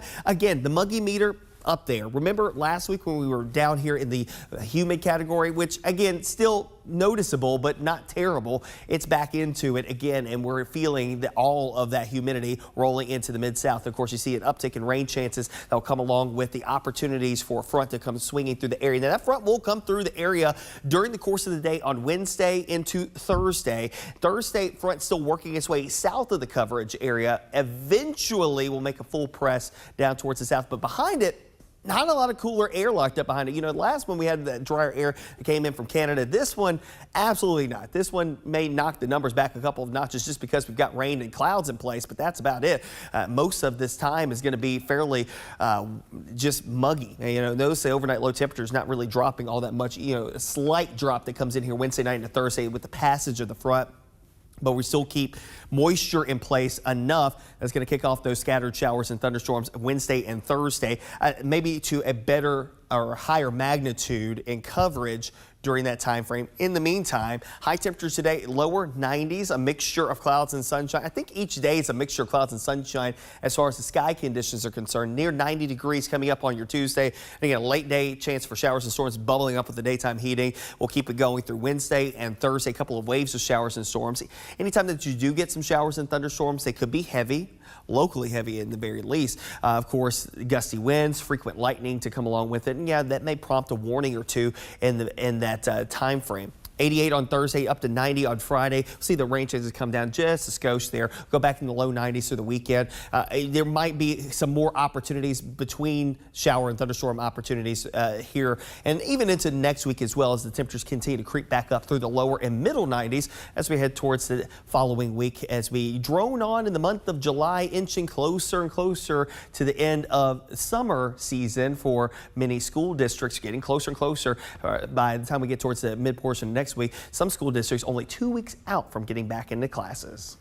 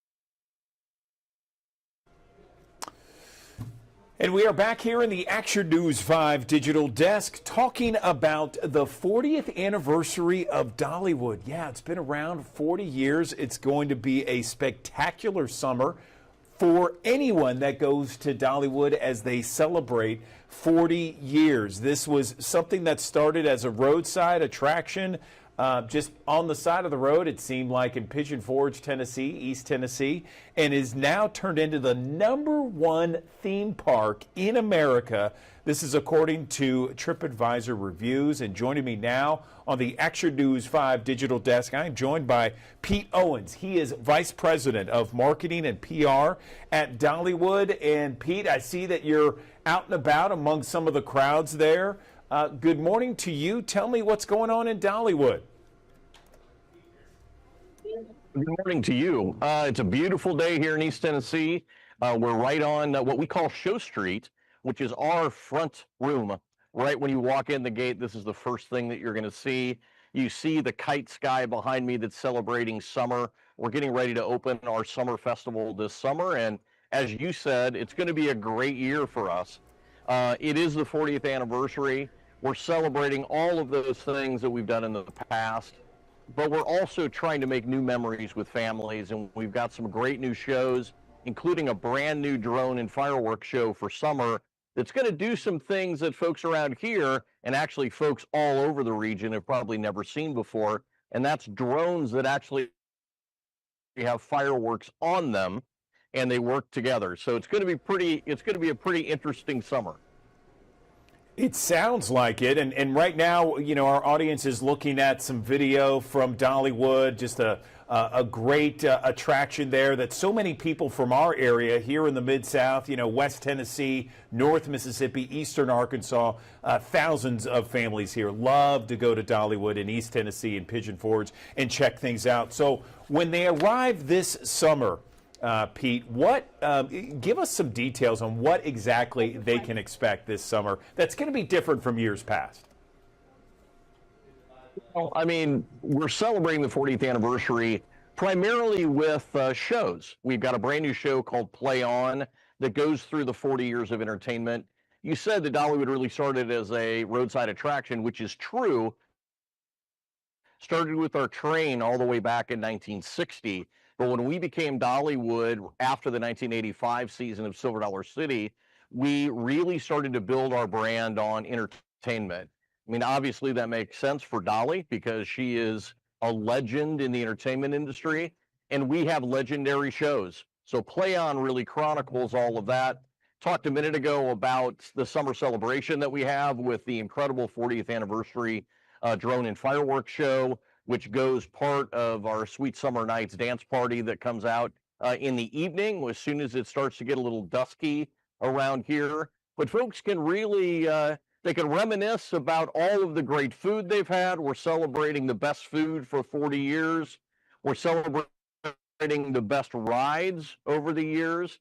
And there are a lot of different little surprises and icons around that folks will remember, including a brand new sign that we've put in that is an homage to what Dolly said all the way back in 1980 when she moved to Hollywood, saw the Hollywood sign and said, "That looks like Dollywood."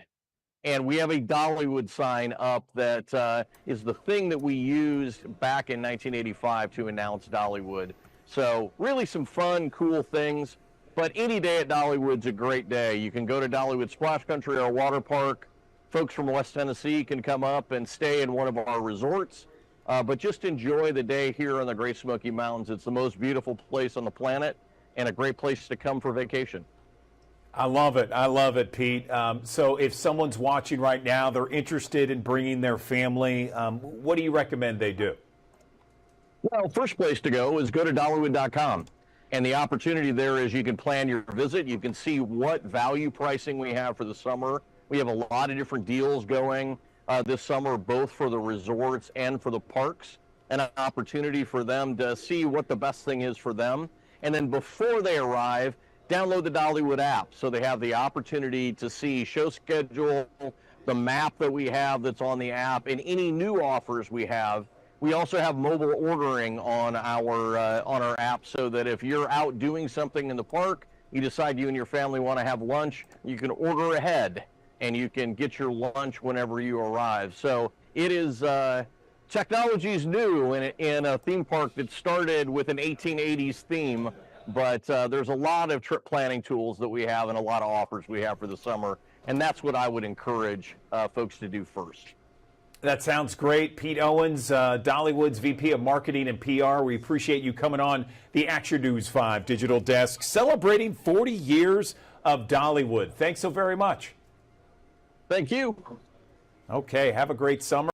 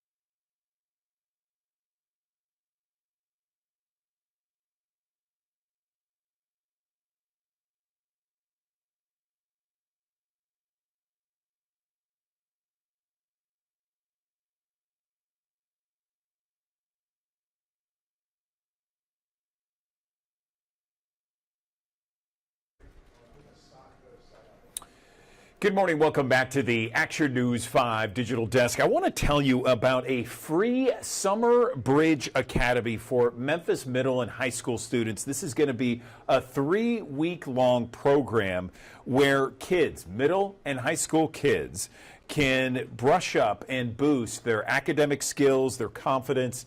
Again, this is for rising 8th, 9th, and 10th graders in the city of Memphis. I want to bring in someone that is a part of the organization doing this. I'm joined now by Courtney Richardson. He is with the Peer Power Foundation to talk about this Bridge Summer Camp. And Courtney, good morning to you. Tell me about the program and how it's going to work. Well, good morning. Thank you for having us on this morning. So we have a Summer Bridge program, and it's to do exactly what the name says. In the summertime, it is important for students to have an academic bridge from the end of school year to the beginning of the school year. And so we're deploying our college students who are success coaches to create a fun learning environment for young people who are uprising 8th through 10th grade students, so that when they get to the classroom, here's what I told the team. When they get to their class the first week of school, we want their teachers to say, what did you do this summer? Because you are on par, or you are mastering the content that you need to master for your grade level. That sounds great. I love that idea. And I know there's going to be a lot of parents and teachers that love the idea as well. So how does someone get set up and sign up for this program? Where is it? All those details. So the program is going to be at Mace High School on Poplar Avenue. We want to give a shout out to that executive director over there, Mr. Gaston, for hosting this camp. And to sign up, families and students can go to peerpowerfoundation.org. Notice I said parents and students, parents and families, because sometimes it is the students who say, I am going to Peer Powers Camp. Because what we like to say is, hey, if the students don't enjoy it, or if the students don't advertise for it, and they are the target audience, then we need to do some work. But we always have students who are interested. So you can go to peerpowerfoundation.org to sign up, or any of our social media sites and sign up as well. Okay, so take me through.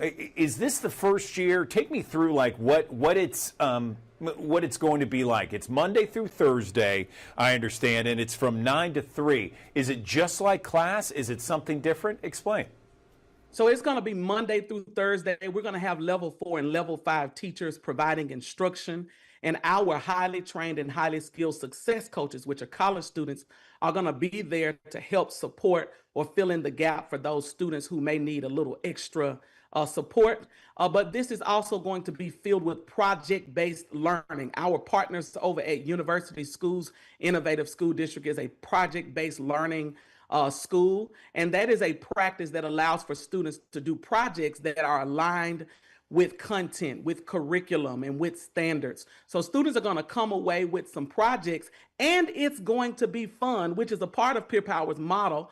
You have our college students who are close in age with them, who are providing a fun learning environment. In fact, our college students are working in the month of June to create lessons and to create activities that would allow for students not just to sit in classroom and have boring lessons, but to have engaging lessons that would help them move academically. And so it's going to be fun. There will be some field trips. There are going to be incentives as well. There will also be other high school students who will be providing some support to their peers as well, which is why we are peer power. We believe in the power of the peer, not just the pressure that peers create. We believe that peers have the power to help peers succeed. So this is going to be Monday through Thursday, July 7th it begins. This is right after the 4th of July weekend, July 7th through the 24th at MACE, the Memphis Academy of Science and Engineering. I understand registration close later this month.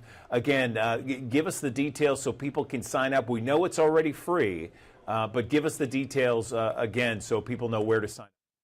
Okay, so registration will close later at the end of the month if it lasts that long.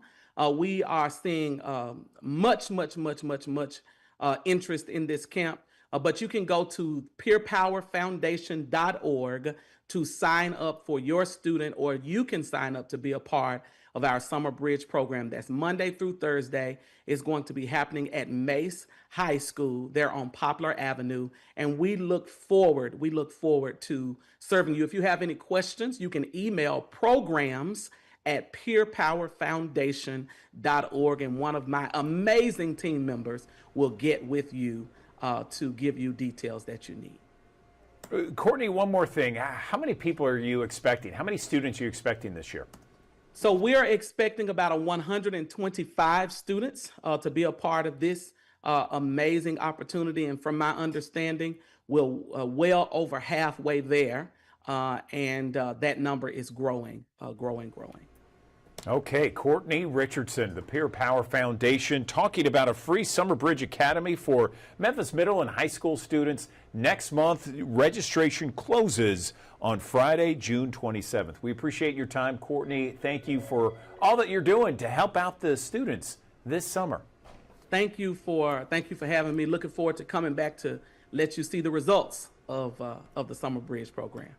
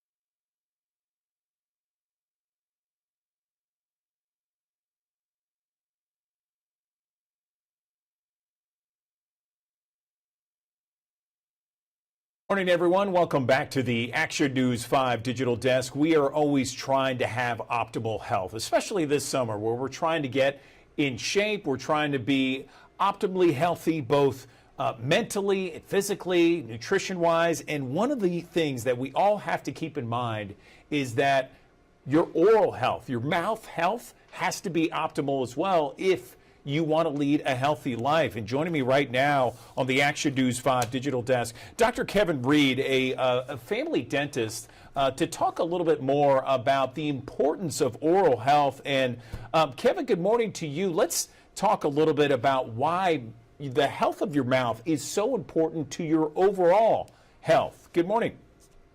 Yes, Andrew, thank you. Listen, we all know about how important it is to have our teeth, right? We love our smiles. But what they've come up with in the last 10 to 15 years is the link between your teeth, your gums, and the blood supply that's going to your oral cavities and the rest of your body. And what we know, what they've proven, is that periodontal disease, which is over 70% of America after of the world really after 40 has periodontal disease. We know periodontal disease is a causal agent, a causal factor of some pretty serious systemic problems such as heart disease, diabetes, stroke, the potential for strokes, Alzheimer's even, and preterm labor. That's just to name a few. Yeah, there's no question that that kind of situation where you do not take care of your mouth and your body overall suffers. There's no question about it. So let's talk about some fundamental ways, Kevin, because we have thousands of people who watch us each and every morning on the digital desk. I know that your family practice has been in business now for 75 years. So where can people start to really kind of take care of their health orally when it comes to not only seeing a dentist, of course, but in between those dentist visits? Well, so we don't just blow by that, though. Obviously, quote, seeing the dentist, but coming to a dentist where you get a comprehensive exam, where they are checking the amount of bleeding in your mouth, they're checking for your cavities. That is, and you're getting professional help from the hygienist and the dentist. That is like the number one step. And then they're going to help you tailor your home care, which is going to be brushing. Nowadays, there's some excellent electric brushes. Oral-B makes one, Sonicare makes one. They're fantastic. In addition to the manual brushing, which is when you brush your teeth, what we want you to know is think that you're brushing your gums. If you brush your gums, your teeth will get cleaned.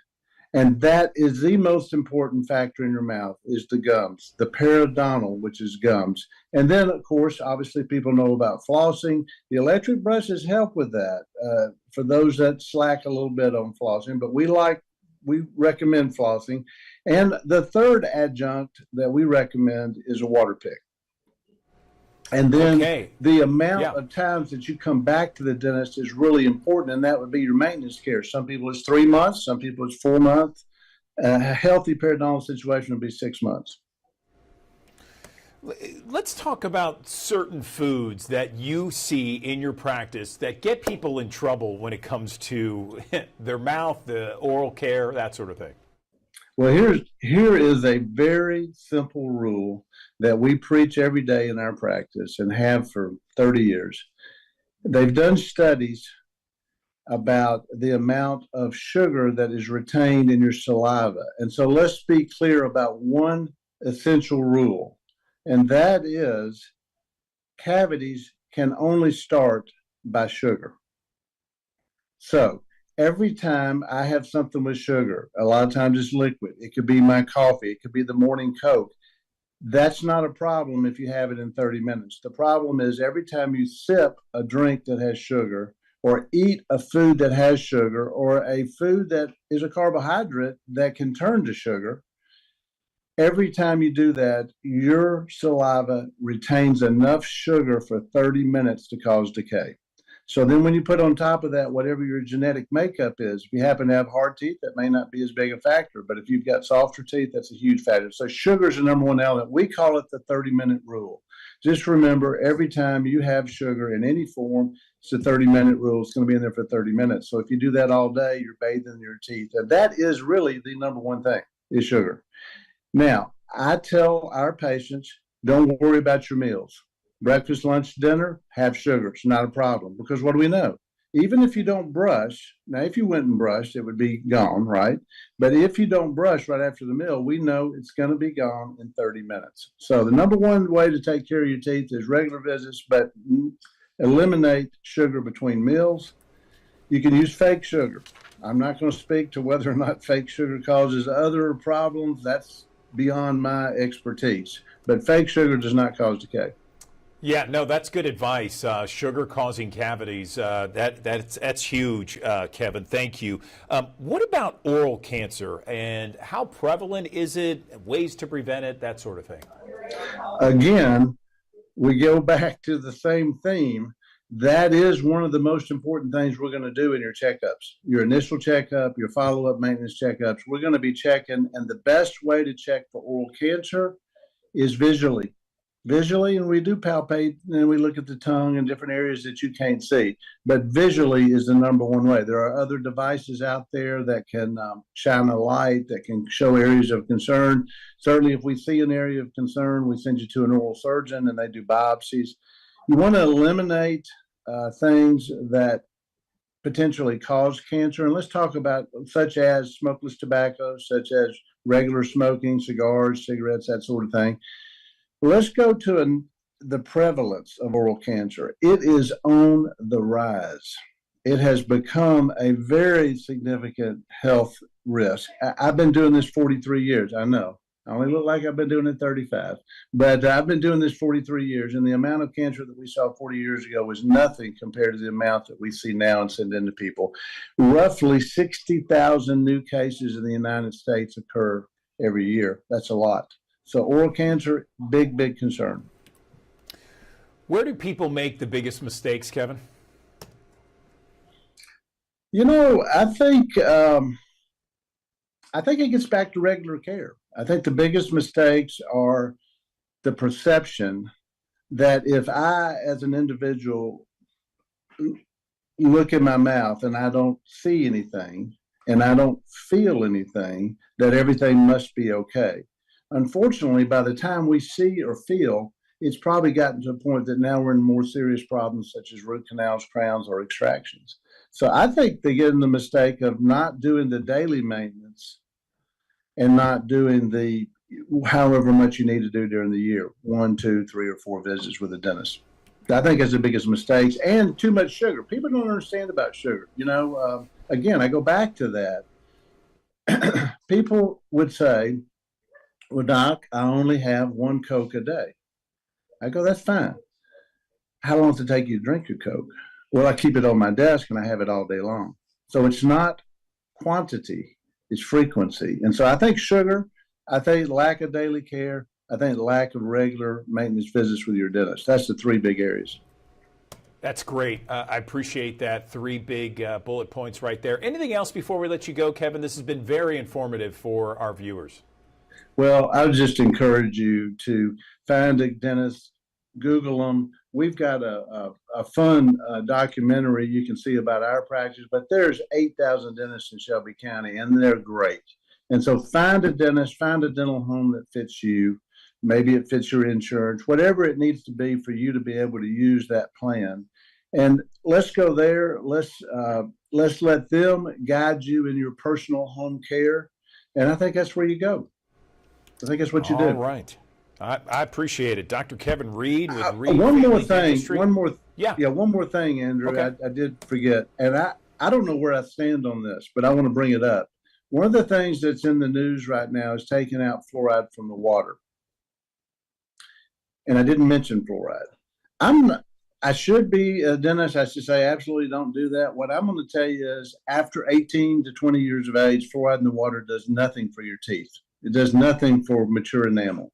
It's for children, okay? So there could be some argument. Maybe there's some scientific evidence that we didn't used to have, and maybe there's some reason why that could sometimes happen in communities. But what is there, what we've been using for 20 years, is we put fluoride on your teeth now, even as adults, and it's 22,000 parts per million, and it actually incorporates and strengthens the enamel. We didn't used to have that until about 15 or 20 years ago. So we do treat adult teeth with fluoride, and that's very important for hardening the teeth. In the water, great, very important for children. In the toothpaste, it's really insignificant. 80 to 100 parts per million does nothing really in the toothpaste. So that's important, fluoride.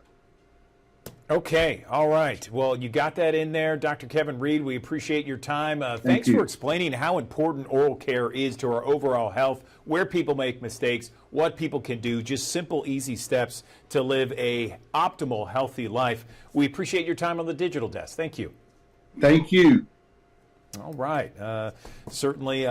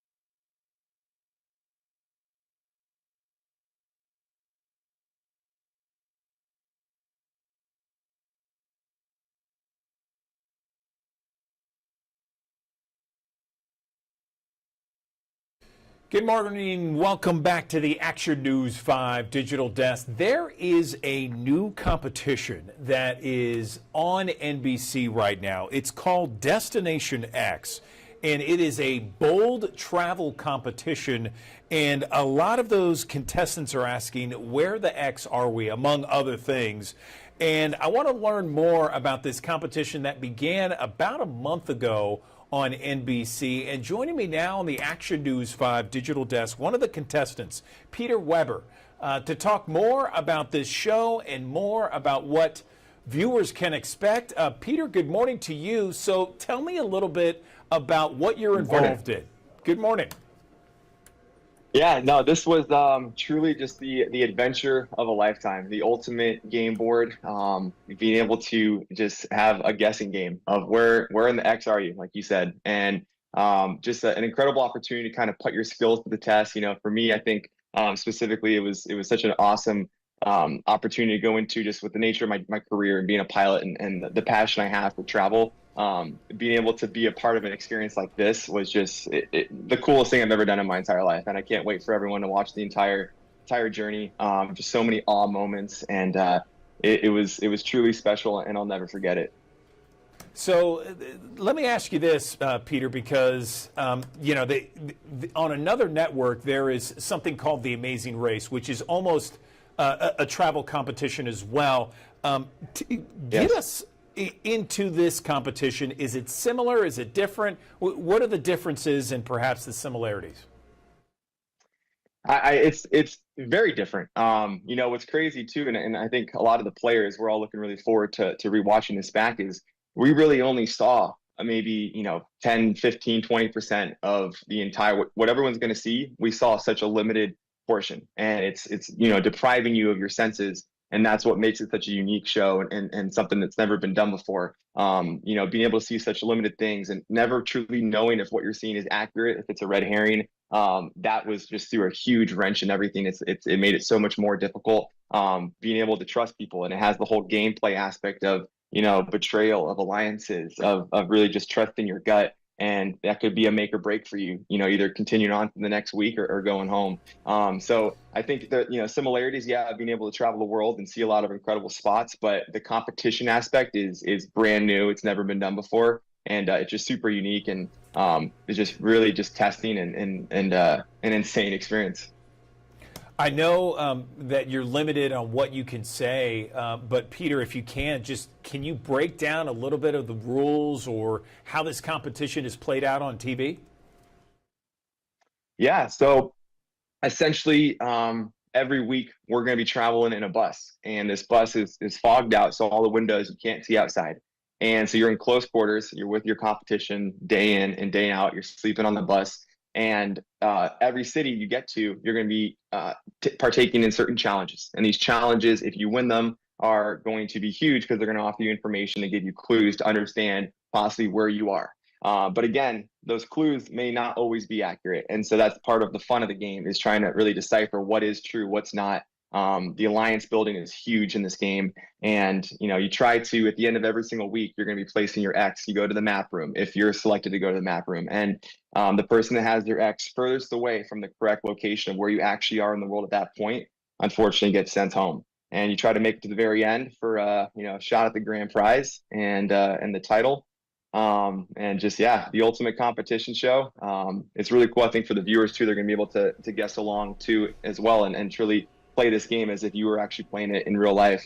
But it's got everything. It's got the social aspect, the competitive aspect, the challenge aspect, and a lot of twists and turns, a little bit of luck, and just the most epically shot show I think I've ever seen.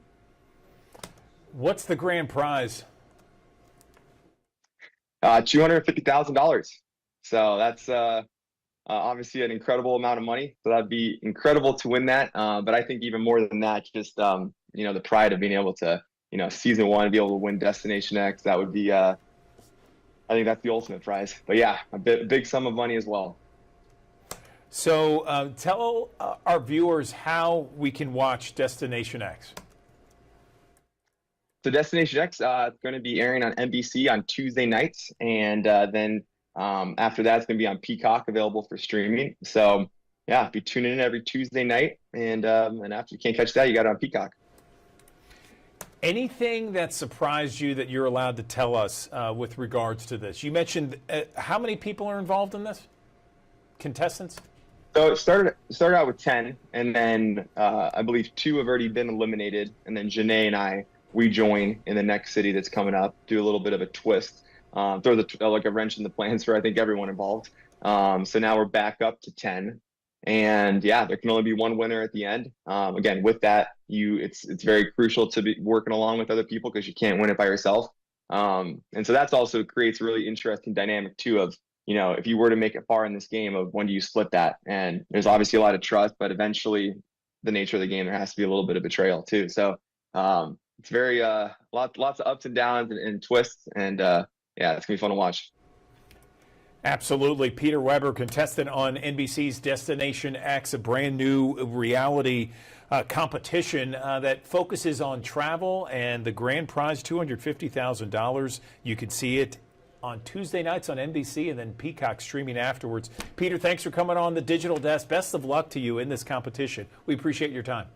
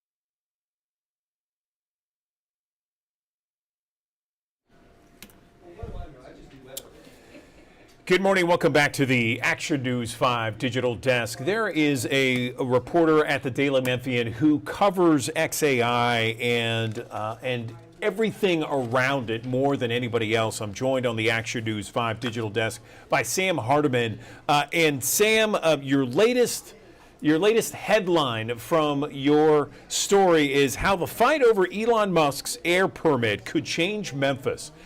Tell me about that headline and your story, and how that could really that question could really take shape. Good morning. Good morning, Andrew. Thanks for having me. And like all headlines, it's designed to make you click, right? And part of the reason for that is what you're clicking on in that story is a story that is an article that's about a really important issue for our community, which existed in an issue that existed well before Elon Musk took up residence. Well, not him himself. He doesn't live there, but XAI took up residence in the former Electrolux plant.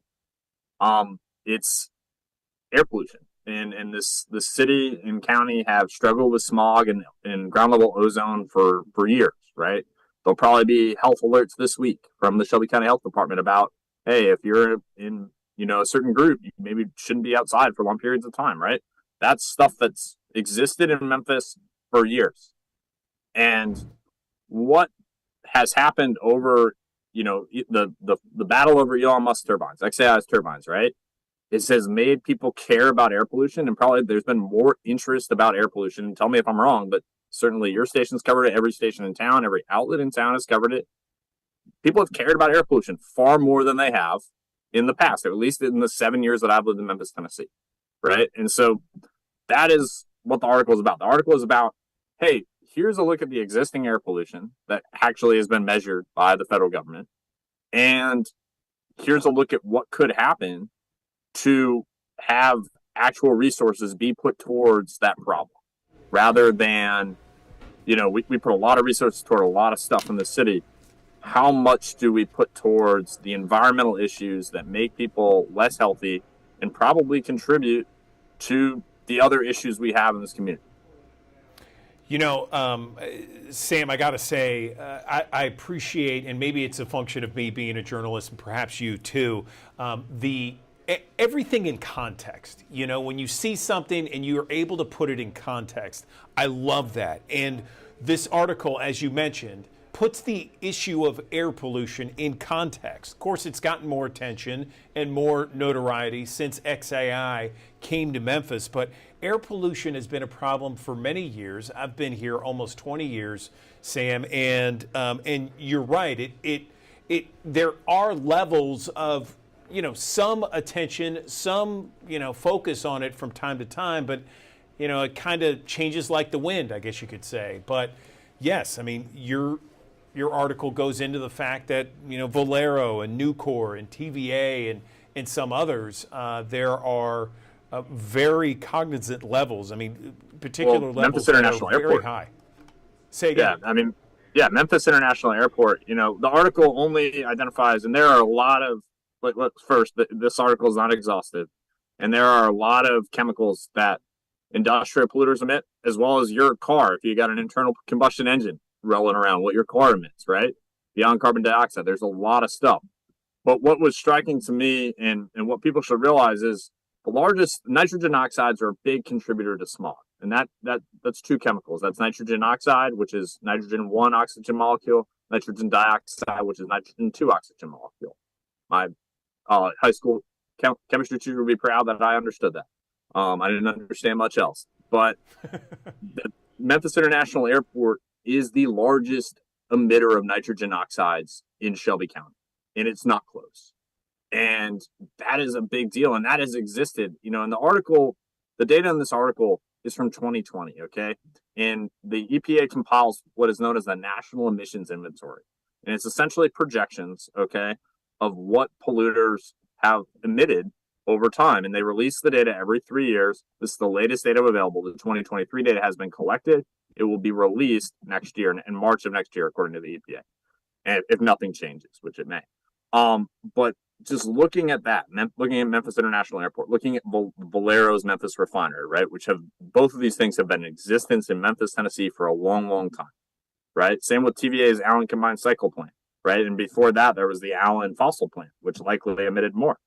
And so that is the context that XAI would join, okay? And that is not to say that XAI is not going to be emitting things that are going to be harmful for human health, because it is. XAI is going to be emitting that, and they are an addition to this problem, but they are not the start of this problem. And I think that is an important piece of context for people to realize is that the biggest emitter has been here a long time, and I don't know what you can do about it, because, I mean, this is all within the realms of the law. It's all within the realms of their air emissions permit.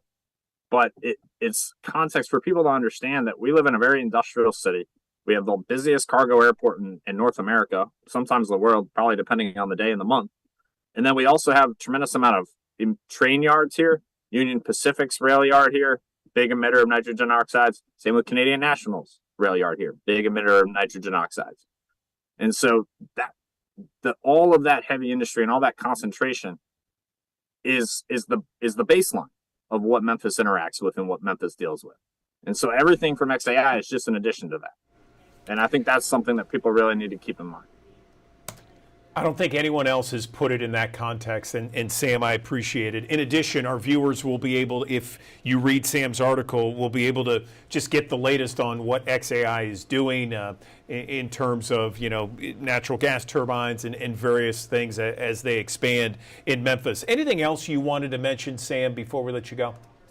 No, I don't. I always appreciate y'all having me on, and I just hope that people will read the article. Please support our work at the Daily Memphian, either through subscription or donation or both, because the work isn't free, and we're really trying to educate this community the best we can.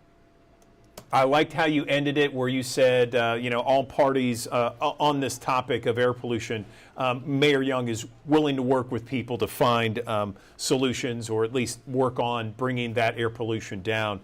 It was a nice, fitting way to end the article. Sam Hardiman, appreciate your time and appreciate all the hard work you do at the Daily Memphian. Thanks for coming on the Digital Desk. We appreciate it. Thanks, Andrew. Appreciate it. You got it. All right, another live look from our High Five camera here. It is warming up considerably already, 85 degrees, kind of sticky outside. 9:38 is the time. Let's get a check of that forecast in 1 minute.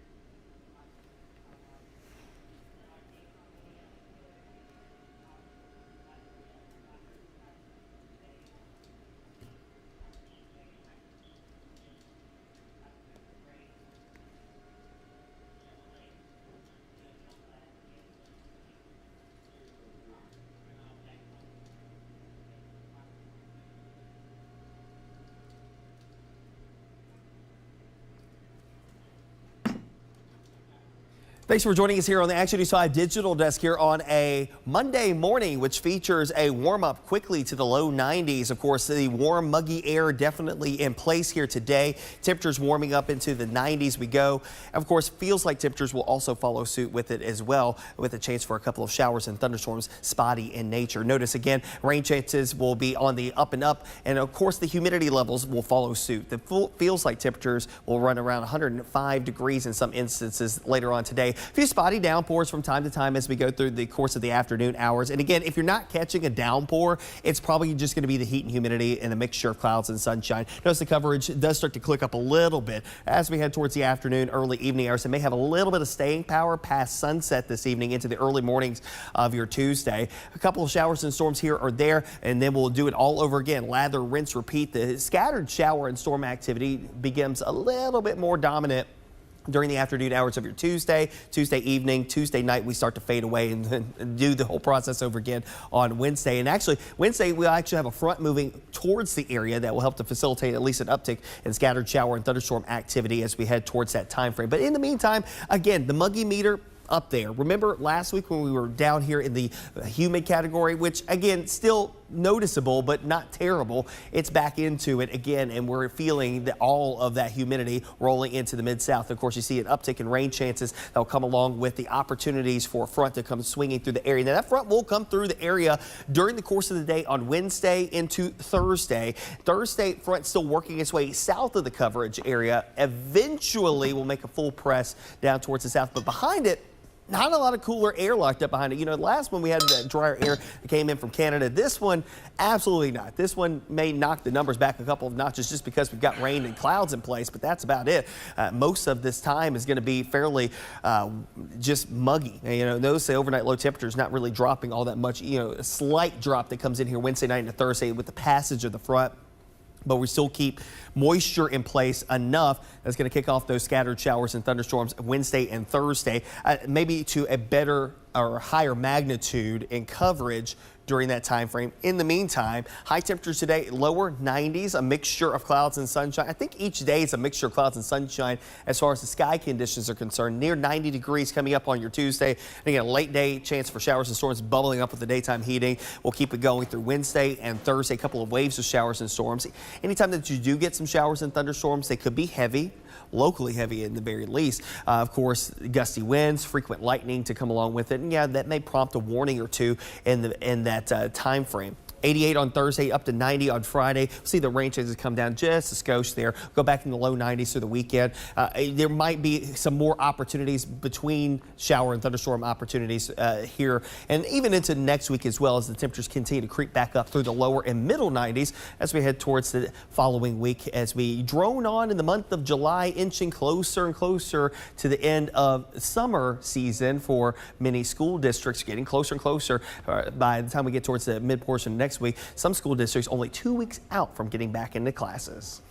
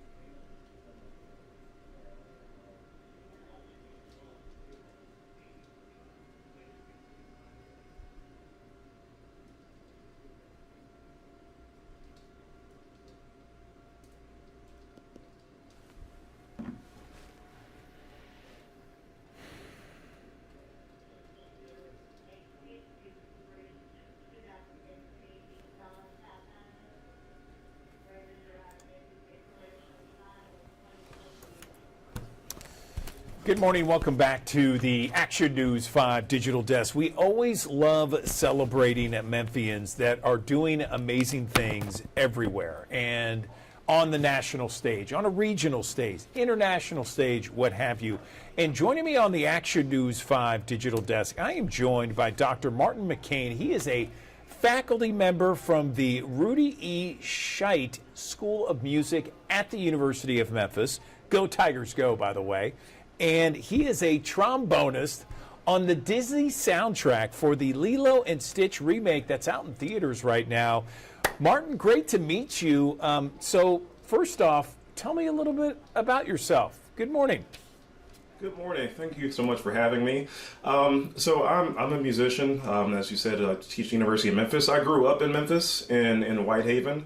And outside of teaching college students, I'm a member of the Count Basie Orchestra. If you go to the musicals at the Orpheum, the trombonist of the Orpheum Theater. And so I get to perform in a lot of different genres and get to teach wonderful next generation of musicians.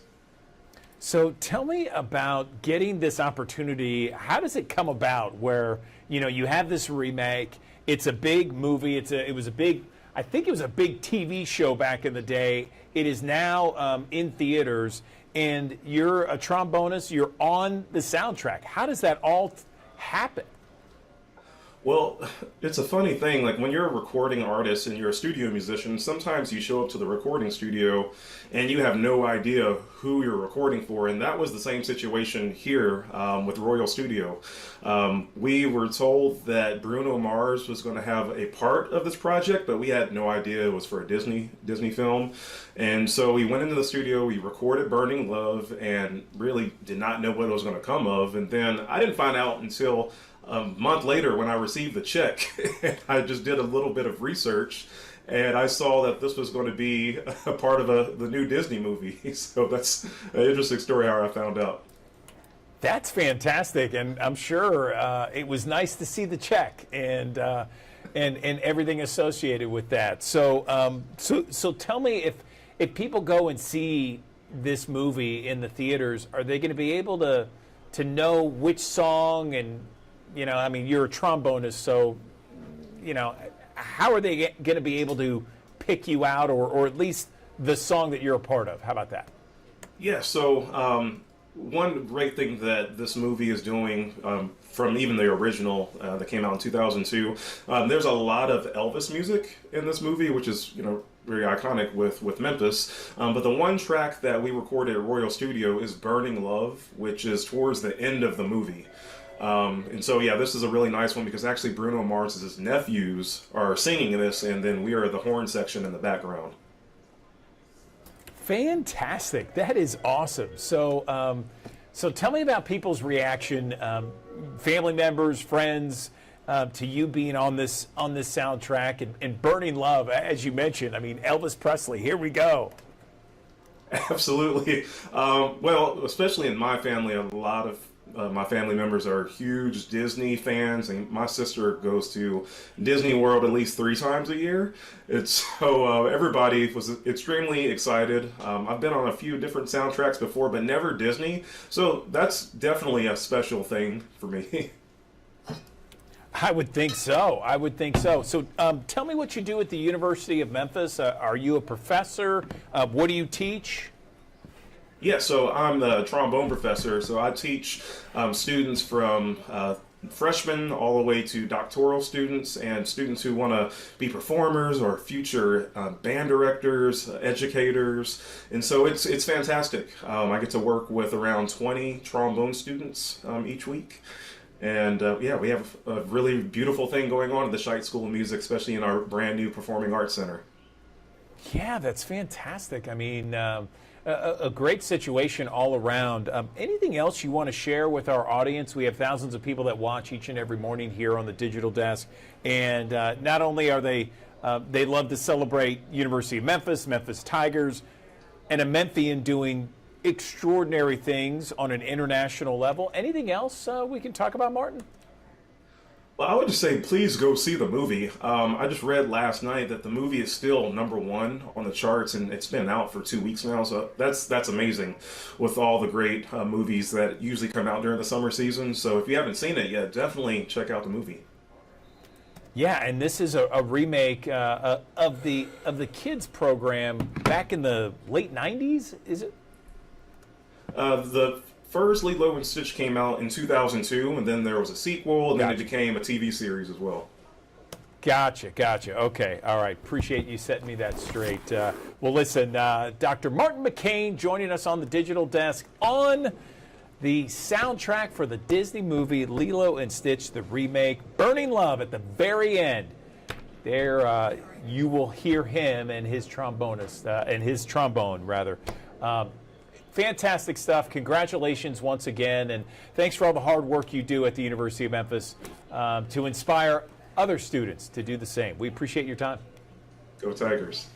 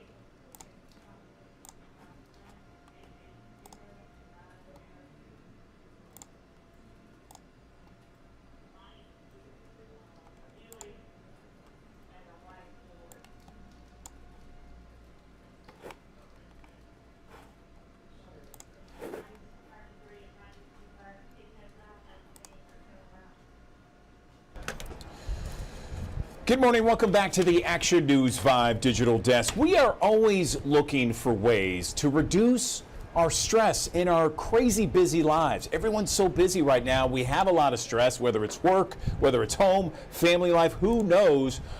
We all have it. And practicing mindfulness, well, that's one way to reduce stress. On the Action News 5 Digital Desk, I'm joined right now by Allie Parker. She is a yoga instructor and a studio leader at Lifetime Fitness in Collierville. Allie, so glad you joined us here. So tell me about mindfulness, practicing mindfulness, and how it can help all of us reduce stress in our lives, because we really need to reduce that stress. Good morning. Good morning, and isn't that an understatement? We are all so busy, so stressed, so much going on in our day-to-day lives that it's important to practice mindfulness. And mindfulness for some people immediately calls to mind this picture of meditation, and you just sort of picture like a yogi in a silent room on a cushion canceling all their thoughts. But mindfulness is something that we can practice every day. It's as simple as being aware of the present moment, noticing your thoughts without judgment, and just carving out time in your day to be in whatever moment that you're in right then and there. Okay, I love it. So for our audience, we have thousands of people who watch each and every morning, Allie. Let's talk about ways that people can just do this wherever they are, whether they're at work, at home, maybe waiting in the doctor's office, what have you. Yeah, absolutely. So one of my favorite things is to pick up something that you do every day. Brushing your teeth, waiting in the school pickup line, something that you're going to do on a recurring basis, and let that be your reminder to practice mindfulness. And mindfulness is as simple as stopping, taking a breath, observing, noticing what's going on, and then proceeding, moving forward with more awareness of the present moment. So one of my favorite things to do is just when I'm sitting at my desk at work is take a moment, kind of drop what I'm doing, notice how my feet feel in my shoes, notice the temperature of the air on my skin, take a moment and take a few deep breaths. Notice how my breath feels traveling in through my nose and how it feels leaving my body. And then just doing a full body scan and noticing what changed after practicing a few moments of mindfulness and awareness. I like that. It seems pretty simple. And tell me about how doing that for a few minutes each and every day, how that can reduce stress.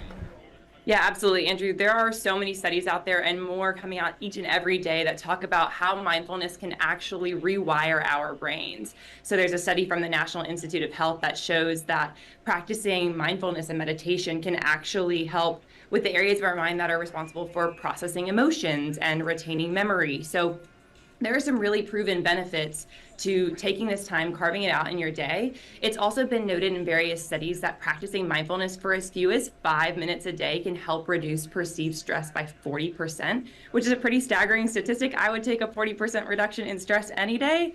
So definitely super simple to take 5 minutes of your day. And fortunately, there are so many resources nowadays to practice, especially with May being Mental Health Awareness Month. There are so many platforms that are offering ways to practice meditation, one of which is the Lifetime digital app. It's free to members and non-members. I just did mine this morning. I love to do it when I'm waiting for school pickup line. It's a great one to just plug in during your day. And like I said, it's just 5 minutes. Some of them are moving meditations where we're getting you moving with your breath. Some are more still where you can practice them seated in a waiting room, like you mentioned, and you're just noticing your breath work and tapping into your physical body. So lots of different variations that you can take. Also, some of my favorites are walking meditations. I know the weather's finally getting nice enough to get back outside and walk. So put on a walking meditation from the Lifetime digital app next time you go and let me know how it goes. I love everything that you're saying. It sounds fantastic. It sounds great. What about meditation? A lot of people might be intimidated to try it. They think, oh, well, I can't sit still for more than a minute without like thinking about everything, and my mind freaks out and it's going a million miles an hour. How do we get to the point where we can practice meditation, Allie? Yeah, and honestly, the people who are having a mile a minute thoughts or feel like I'm not a good candidate for meditation because I can't sit still, you're the perfect candidate for meditation. So meditation is a practice of noticing. I always tell my students, it's not the absence of thought, it's noticing the thought. So a great analogy that I had a teacher once explain to me is imagine sitting sort of behind a waterfall and let your thoughts just be the water that falls right in front of you. So you're noticing them, you're seeing them, but you're not attaching yourselves to them. Or if you are, you just sort of label it like, okay, I just thought about my grocery list. Let's bring it back to where I am right now. And one of the easiest ways to bring yourself back to the present moment is taking a deep, slow, intentional breath and just saying to yourself, inhale, exhale. And repeating that a few times. And again, it's so natural for all of us when we're practicing meditation, even those of us who practice daily, to have moments where our mind wanders. It's important to give ourselves grace and practice without judgment so that we can call ourselves back to the present moment and say, okay, I went and thought about what I have to do later today. Let me call myself back to where I am right now with my breath. Inhale through my nose, exhale slowly through my mouth. Something like that. We can bring you right back. And it's easy to just take a moment, label the thought, and move forward. I love the waterfall. That allegory, it sounds great. I mean, it's a great analogy, and I'm going to try that after we're done here. Amazing, love it. Yes, absolutely. Final thoughts. I mean, is there a place where people can go online and maybe kind of learn more about this, practicing meditation, mindfulness, reducing stress through these kind of different techniques? Absolutely. As I previously mentioned, the Lifetime digital app is totally free to members and non-members. So if you're not a member of Lifetime, don't feel like you still can't download that app from the App Store, log in, and then within there, we have a challenge going on during May. It's to practice meditation every day, and it's literally just 5 minutes. So once you log into the app, one of the first things that you'll see is that practice for mindfulness. I would encourage you guys to drill into that, check it out, and beyond May, this will be available, again, free to members and non-members for you to check it out. They've got various different types and lengths of meditation. So once you get more comfortable with 5 minutes, you might bump up to 10 minutes on a day that you have a little bit more time and see how your mind reacts to a little bit more space and intentionality in those times. We also have classes here during the month of May at Lifetime. So if you're interested in trying out a class, all of our instructors are incorporating 5 minutes of mindfulness at the end of class. So if you want to just kind of get your toes wet, see what it's about, see like, can I really do it? A great way to practice is first of all to get out of your mind and into your body by doing some physical exercise, coming to a class, and then we'll wrap up the class with 5 minutes of intentional meditation or mindfulness. And I think that you'll find it's a lot less daunting than you think it is. Allie Parker, Lifetime Fitness yoga studio leader in Collierville. Thank you so much. This was excellent. Lots of information, chock full there. We appreciate your time on the Digital Desk. Thank you.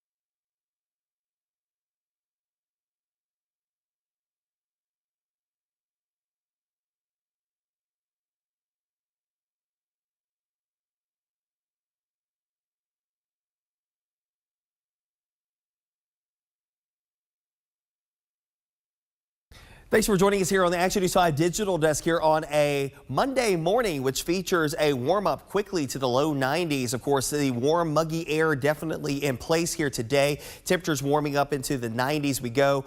Of course, feels like temperatures will also follow suit with it as well, with a chance for a couple of showers and thunderstorms spotty in nature. Notice again, rain chances will be on the up and up, and of course, the humidity levels will follow suit. The feels like temperatures will run around 105 degrees in some instances later on today. A few spotty downpours from time to time as we go through the course of the afternoon hours. And again, if you're not catching a downpour, it's probably just going to be the heat and humidity and a mixture of clouds and sunshine. Notice the coverage does start to click up a little bit as we head towards the afternoon, early evening hours. It may have a little bit of staying power past sunset this evening into the early mornings of your Tuesday. A couple of showers and storms here or there, and then we'll do it all over again. Lather, rinse, repeat. The scattered shower and storm activity becomes a little bit more dominant during the afternoon hours of your Tuesday evening, Tuesday night. We start to fade away and then do the whole process over again on Wednesday. And actually, Wednesday, we'll actually have a front moving towards the area that will help to facilitate at least an uptick in scattered shower and thunderstorm activity as we head towards that time frame. But in the meantime,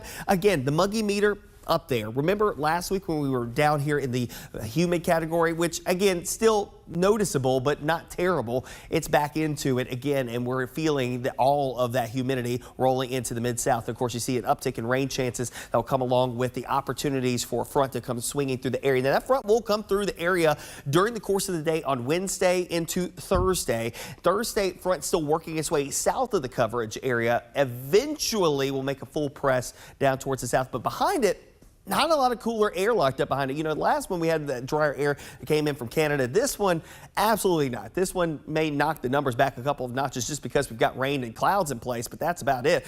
Most of this time is going to be fairly just muggy. You know, notice the overnight low temperature is not really dropping all that much. You know, a slight drop that comes in here Wednesday night into Thursday with the passage of the front. But we still keep moisture in place enough that's going to kick off those scattered showers and thunderstorms Wednesday and Thursday, maybe to a better or higher magnitude in coverage during that time frame. In the meantime, high temperatures today, lower 90s, a mixture of clouds and sunshine. I think each day is a mixture of clouds and sunshine as far as the sky conditions are concerned. Near 90 degrees coming up on your Tuesday. And again, a late day chance for showers and storms bubbling up with the daytime heating. We'll keep it going through Wednesday and Thursday, a couple of waves of showers and storms. Anytime that you do get some showers and thunderstorms, they could be heavy, locally heavy in the very least. Of course, gusty winds, frequent lightning to come along with it. And yeah, that may prompt a warning or two in that time frame. 88 on Thursday, up to 90 on Friday. We'll see the rain chances come down just a skosh there. Go back in the low 90s through the weekend. There might be some more opportunities between shower and thunderstorm opportunities here and even into next week as well as the temperatures continue to creep back up through the lower and middle 90s as we head towards the following week as we drone on in the month of July, inching closer and closer to the end of summer season for many school districts, getting closer and closer by the time we get towards the mid portion next week. Some school districts only 2 weeks out from getting back into classes.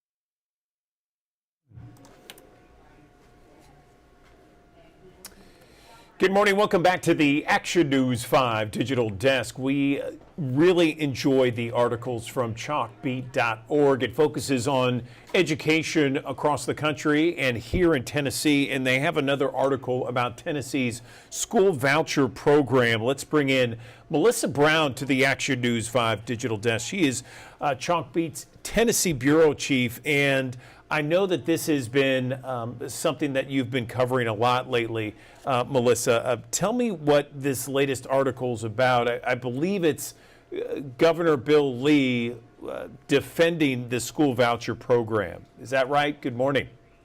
Thanks for having me. That's correct.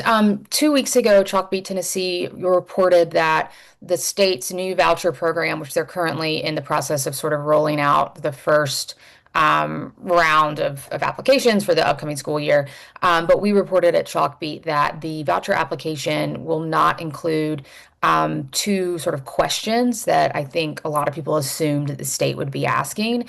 And one of those is a student's prior enrollment, which means that the state lawmakers, policymakers, Tennesseans won't know if the majority of the first years of these vouchers or scholarships, as the governor calls them, if they will be going to public school students who are enrolling for the first time in private schools, or if private school students who have previously been in the private school system will be the people benefiting from this program. And so I had a chance to ask the governor about this last week, and that's what our latest story is about. And, asked the governor if he was concerned about criticism around this issue. And he really defended the program and the application and his office. And then he reiterated that they don't think that the legislation, the law establishing this program, requires the state to ask for this information, even though the state previously asked for this information in another program, and that the majority of other states with voucher programs ask about this information. But Governor Lee, has said repeatedly that the law doesn't require them to collect this information, and so he is satisfied with the application as it is. Yeah. Gotcha. Okay. So, so there are, it seems like this is a program that started out initially with the thought that there's going to be about 20,000 students involved. Is that up to 40,000? No, for the first year, there are 20,000 vouchers or scholarships, depending on who you're talking to, 20,000 that are available. From what we know, over 40,000 people have applied for those spots. So there are more applications than there are spots. Unfortunately, right now, even though we are getting very close to the school year, I think, weeks away from some districts starting school, we don't know how many people have actually been accepted and how many people have been denied. So all we know right now that there are those 20,000 spots and more than 40,000 people have applied for them. Gotcha. Okay. Well, this is something that we'll be following, and I'm sure along with you, to see not only the progress, but how the standards meet and whether these students, if in fact go through the process of going to these different schools. What else are you guys following with regards to the school voucher program specifically? Definitely. In addition to that application question that's not there on prior enrollment, the state is also not asking. So the 20,000 vouchers or scholarships are sort of split in half. 10,000 go to sort of an income capped group. The governor says these are low income families, though I think that depends on who you ask. But the other 10,000 are sort of in a universal pool, which means any family, regardless of their income, can apply for them. And the state is not asking the applicants in the universal pool what their family income is. And so that's another piece of data that some lawmakers are really concerned that the state won't have, that we won't really know kind of which socioeconomic groups are kind of benefiting from this state-funded program. It's funded with taxpayer dollars. And so that's also something that we want to keep an eye on if there's a possibility for better understanding the program as it is first established, is something that Chalkbeat Tennessee is definitely going to follow closely. Melissa, thank you. Tell our viewers once again where they can read your story. Definitely. We are at chalkbeat.org /Tennessee, and often republished in your local news outlets as well. And we follow education policy closely in Tennessee, and just hope to keep policymakers and families and students up to date on the latest education news in the state. Okay, appreciate it. Melissa Brown, the Chalkbeat reporter, the chief based in Tennessee. Thank you for your time and for your explanation and letting us know where we can read your article. We appreciate it. Thanks for having me. You got it. Okay, another live look from our High Five camera in Midtown Memphis as we go to break here on this Monday. We're going to be talking about the forecast, among other things, in 1 minute.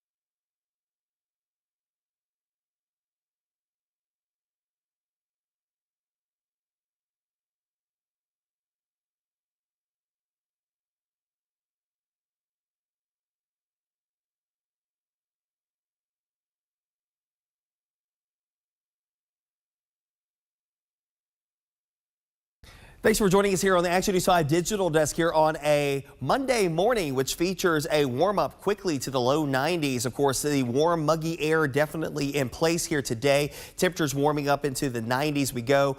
Of course, feels like temperatures will also follow suit with it as well, with a chance for a couple of showers and thunderstorms, spotty in nature. Notice again, rain chances will be on the up and up, and of course, the humidity levels will follow suit. The feels like temperatures will run around 105 degrees in some instances later on today. A few spotty downpours from time to time as we go through the course of the afternoon hours. And again, if you're not catching a downpour, it's probably just going to be the heat and humidity and a mixture of clouds and sunshine. Notice the coverage does start to click up a little bit as we head towards the afternoon, early evening hours. It may have a little bit of staying power past sunset this evening into the early mornings of your Tuesday. A couple of showers and storms here or there, and then we'll do it all over again. Lather, rinse, repeat. The scattered shower and storm activity becomes a little bit more dominant during the afternoon hours of your Tuesday evening, Tuesday night, we start to fade away and then do the whole process over again on Wednesday. And actually, Wednesday, we'll actually have a front moving towards the area that will help to facilitate at least an uptick in scattered shower and thunderstorm activity as we head towards that time frame. But in the meantime,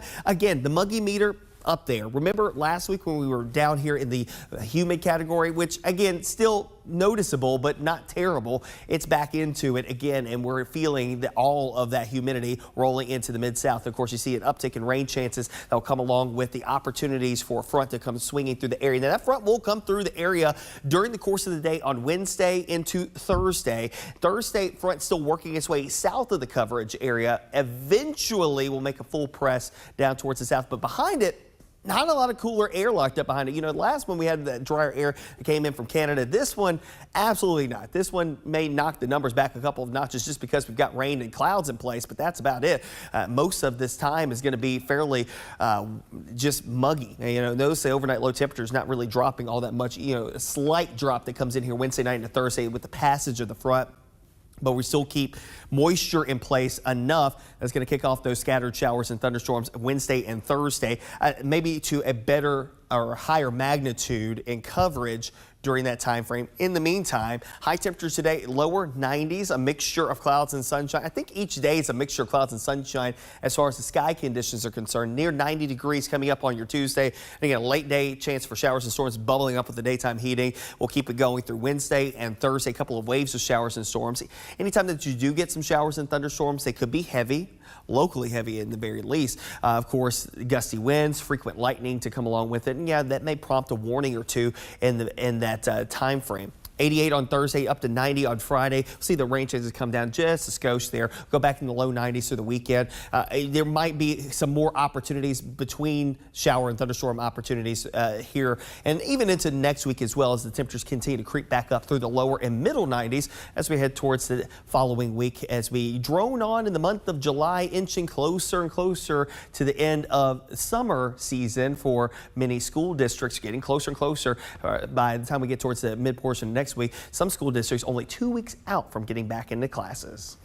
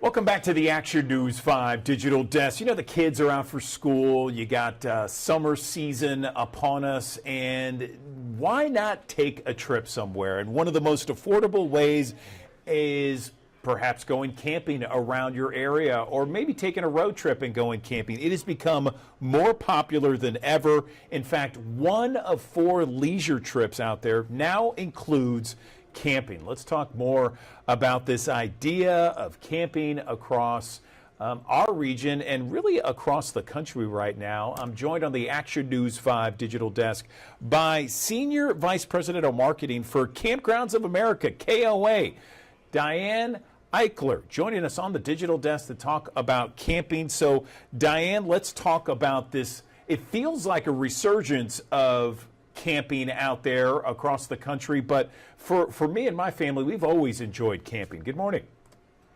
Good morning. Thanks for having me. So tell me about this this popularity that we are seeing in camping all across the country.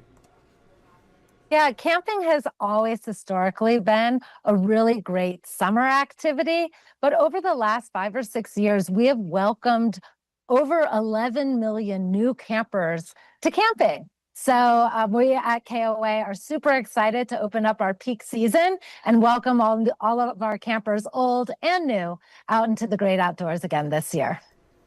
Yeah, so tell me more about it, because I saw this stat where it said 1 in 4 of those trips, you know, people pick business or pleasure or leisure, and 1 of 4 of those leisure trips involve camping in some form or fashion. And we're talking about all kinds of camping, the RV type or the tents, that sort of thing, right? Yeah, you know, camping has grown. We have a lot of different accommodations that we offer at KOA. And to your point, we've got so many different demographics that are coming out to camp. It can be retirees, it can be Gen Zs who are historically traveling with their larger friend groups. We've got millennial families who are bringing kiddos in tows. We welcome pets. 50% of our campers camp with pets. So we have a really great curated Camp Canine program that welcomes our furry family members as well. And we have accommodations for all types of campers. If you're traveling in an RV, we've got great pull-through sites that have hookups and patios. We've got opportunities for tent campers. We've got glamping opportunities, which is one of my favorite ways to camp with our deluxe cabin product. You can come in, pack a suitcase, you don't need a lot of gear, and walk into a cabin that has a couple of bedrooms, a bathroom, a kitchenette, and it's like having a hotel room in the great outdoors. So lots of different types of campers and lots of different accommodations that are available for our campers out in our great KOA system. That sounds great. I mean, you got all kinds of different types of camping, from the very serious, I would say, to some that are glamping, as you mentioned. I'm curious about that to try and convince my wife. I'm an Eagle Scout, so I'm used to camping in the outdoors. So is my son. But to do a glamping, describe that once again. Is that probably isn't available at every KOA campground out there, but certainly, in fact, there's one near our area here in Marion, Arkansas. But I'm curious about the glamping, the cabin type feels. Tell me more. Yeah, well, glamping has actually taken off in the last couple of years.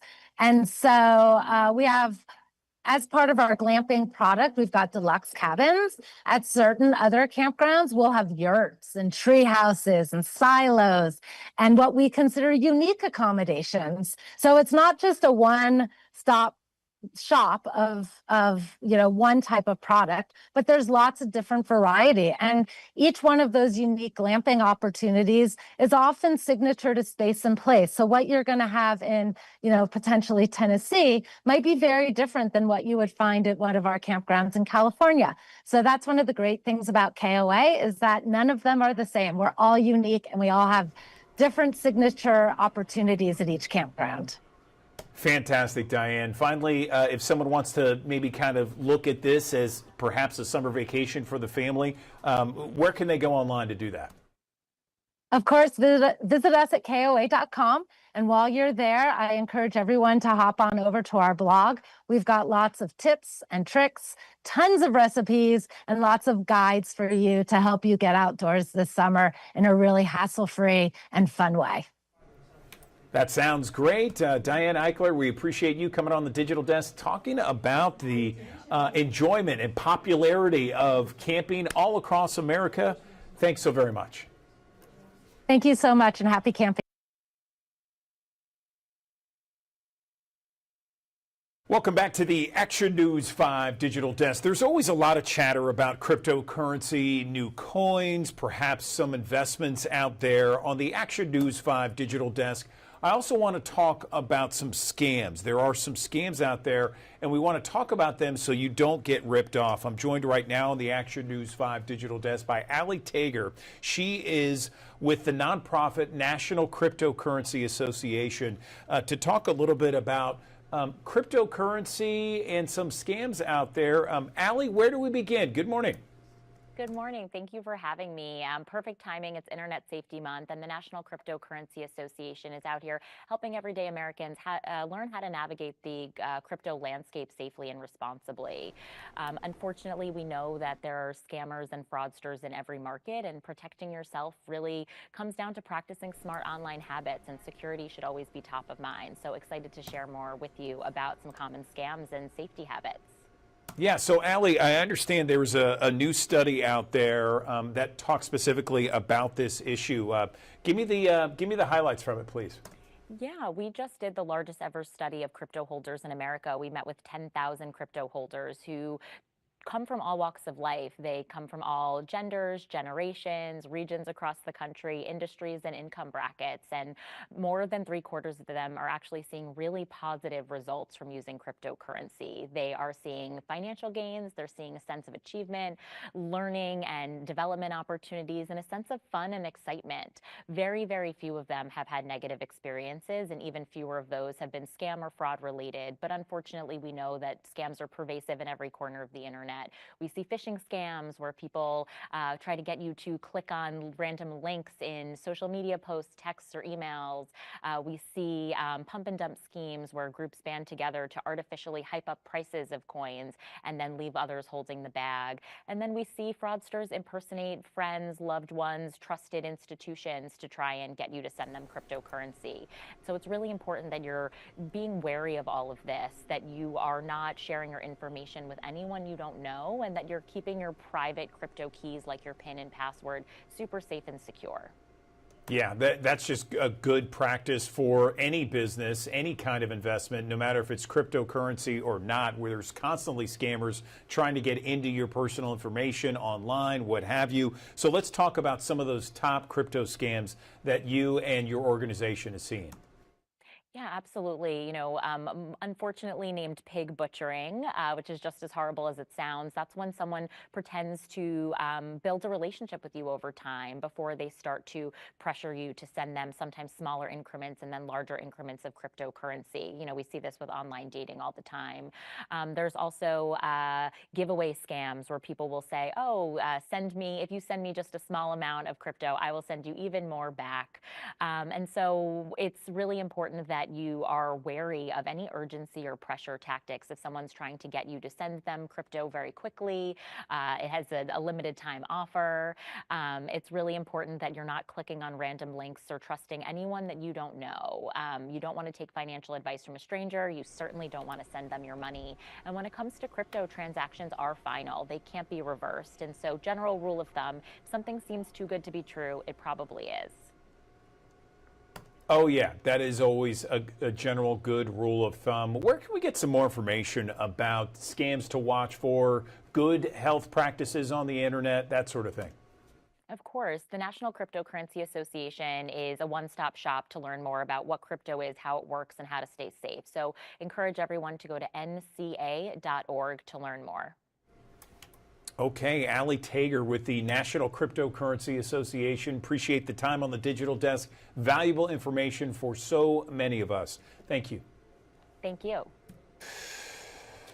Okay, good morning. Welcome back to the Action News 5 digital desk. You know, there are so many great Memphians doing some amazing things each and every day. And some are local, some are regional, but then there are a few that are doing amazing work nationally and internationally. And I want to tell you about Shaw Jones. He is a native Memphian, and he is someone that is on TV, he's in movies, and he recently made his off-Broadway debut. He's in TV, he was on NCIS, he was on Criminal Minds, Star Trek Picard, in movies 5th of November, Proximity, The Forever Purge.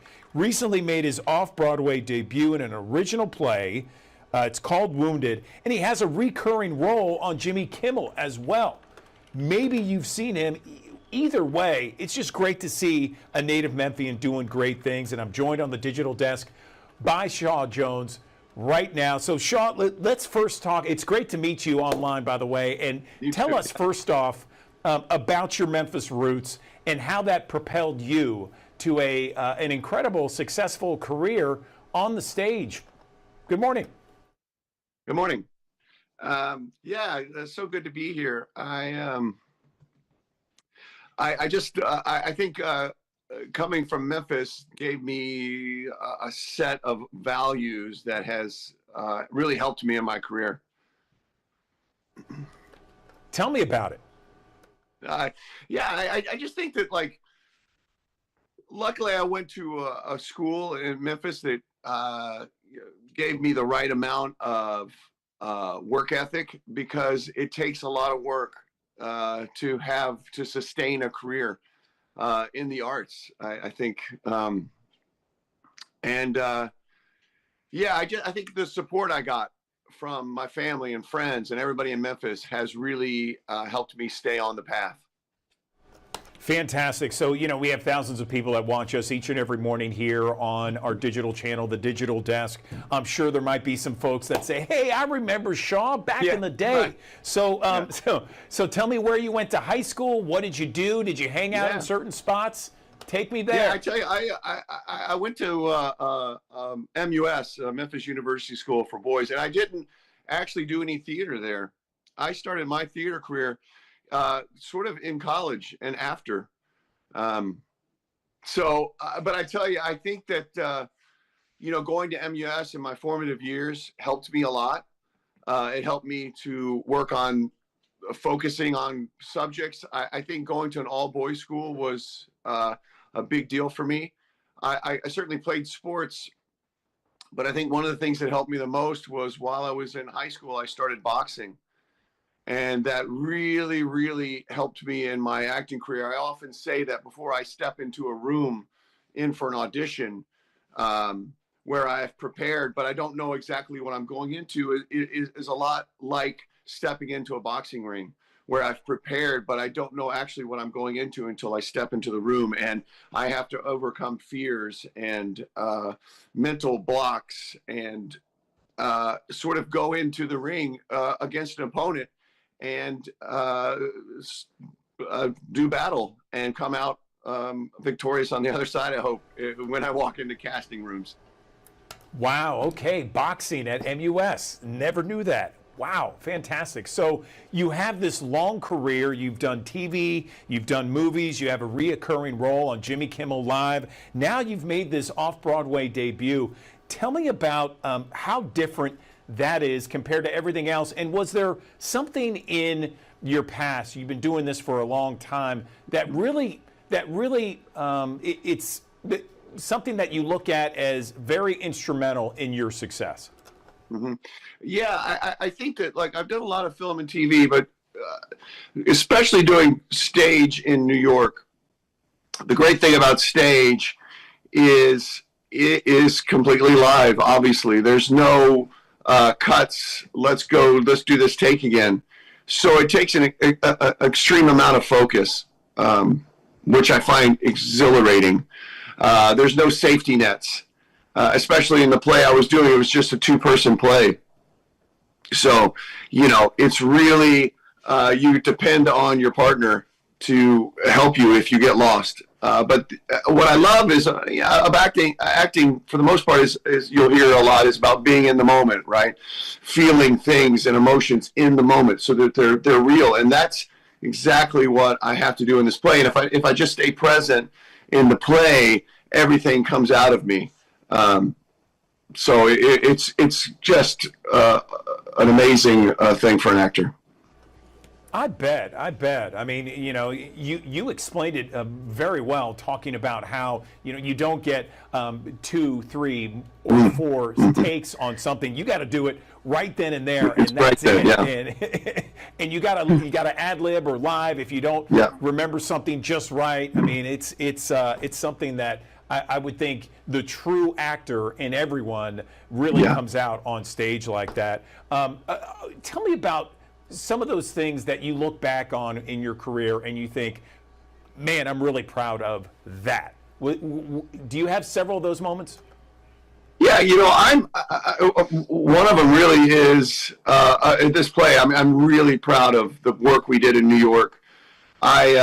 It's sort of a culmination of everything I've worked on up to that moment. You know, everything that you go through in life, the ups and the downs, and a lot of people don't think about the downs. It's the downs that really gives you depth to your work, and to focus on those and to realize, you know, where that took you. And certainly the character in Wounded, you know, he starts on a very positive path in life and goes to a prestigious school. He goes to Baylor. He has everything in front of him. He's like kind of like a golden child, and through his, you know, decisions and actions, he goes down a darker path in life, which leads to addiction and ultimately jail. And the play starts with him coming out of that and where he's at in his life. And so, you know, I used a lot of darker moments in my life. As an artist, you have to learn to paint with the bright colors of your life and the dark colors. And I think that's what gives a character and a role depth, and makes it interesting, certainly for me as an actor. No question about it. So when you talk to aspiring actors, whether they're from Memphis or elsewhere, what do you tell them to inspire them and to make sure they're starting their journey on the right path?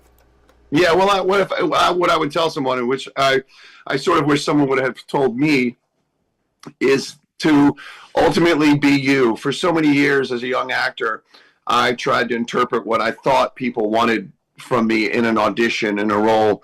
I would think to myself, okay, when I walk in that room, how do they want me to play that line? How should I say that line that I think they're going to like? And then when I realized that I need to do that line, I need to say that line as Shaw would say it. If I would filter it through Shaw's life, that line, that sentence, when I filter it through my life and my experiences, how it comes out, that's the way I need to do it. And when I started doing that is when I really started working a lot more as an actor. So I would tell any young actor to be you and to say it how you would say it, to interpret it. I get a lot of auditions sometimes where they want me to do a couple different takes. And, you know, sometimes I just send in one take. I send in, this is how I interpret the role. This is how I interpret the character. This is how I'm going to do it. And if you like it, great. If not, you know, maybe I'm not the guy, but if you hire me, this is what you're getting. When you come back home to Memphis, are there places you have to go, or places you'd like to see? I tell you, I have to see family, because I just find it, I need that in my life. And I mean, I certainly do all the haunts. I mean, I definitely have to go. It sounds cheesy, but I've got to go to Corky's and Rendezvous because my kids make me take them there, and they like to gorge themselves. And then, you know, I need to go down to the river. I spent a lot of time down there. I found a place I would go sit and just kind of be with myself when I started early on in boxing, and sort of ground myself. And I go there sort of as always a thing, just to remind myself of where I came from. Awesome, Shaw. Well, listen, it's great to talk to you. Great to meet you. And yeah, thank you. Easy about wanting Memphis barbecue every time you come into town. It's ridiculous, but it's true. It's so good, isn't it? Yes. Excellent, excellent. Well, listen, congratulations on such an accomplished career. We are very proud of you here. Thank you. We're proud of any native Memphian that does so well. Anything, I'll leave you the last word. Anything else you'd like to say to our Mid-South crowd tuning in?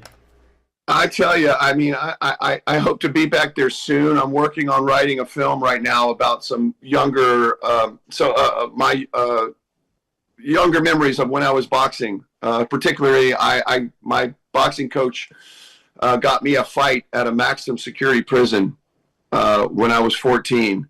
And so I'm writing a film on that, and I hope to come back and shoot it.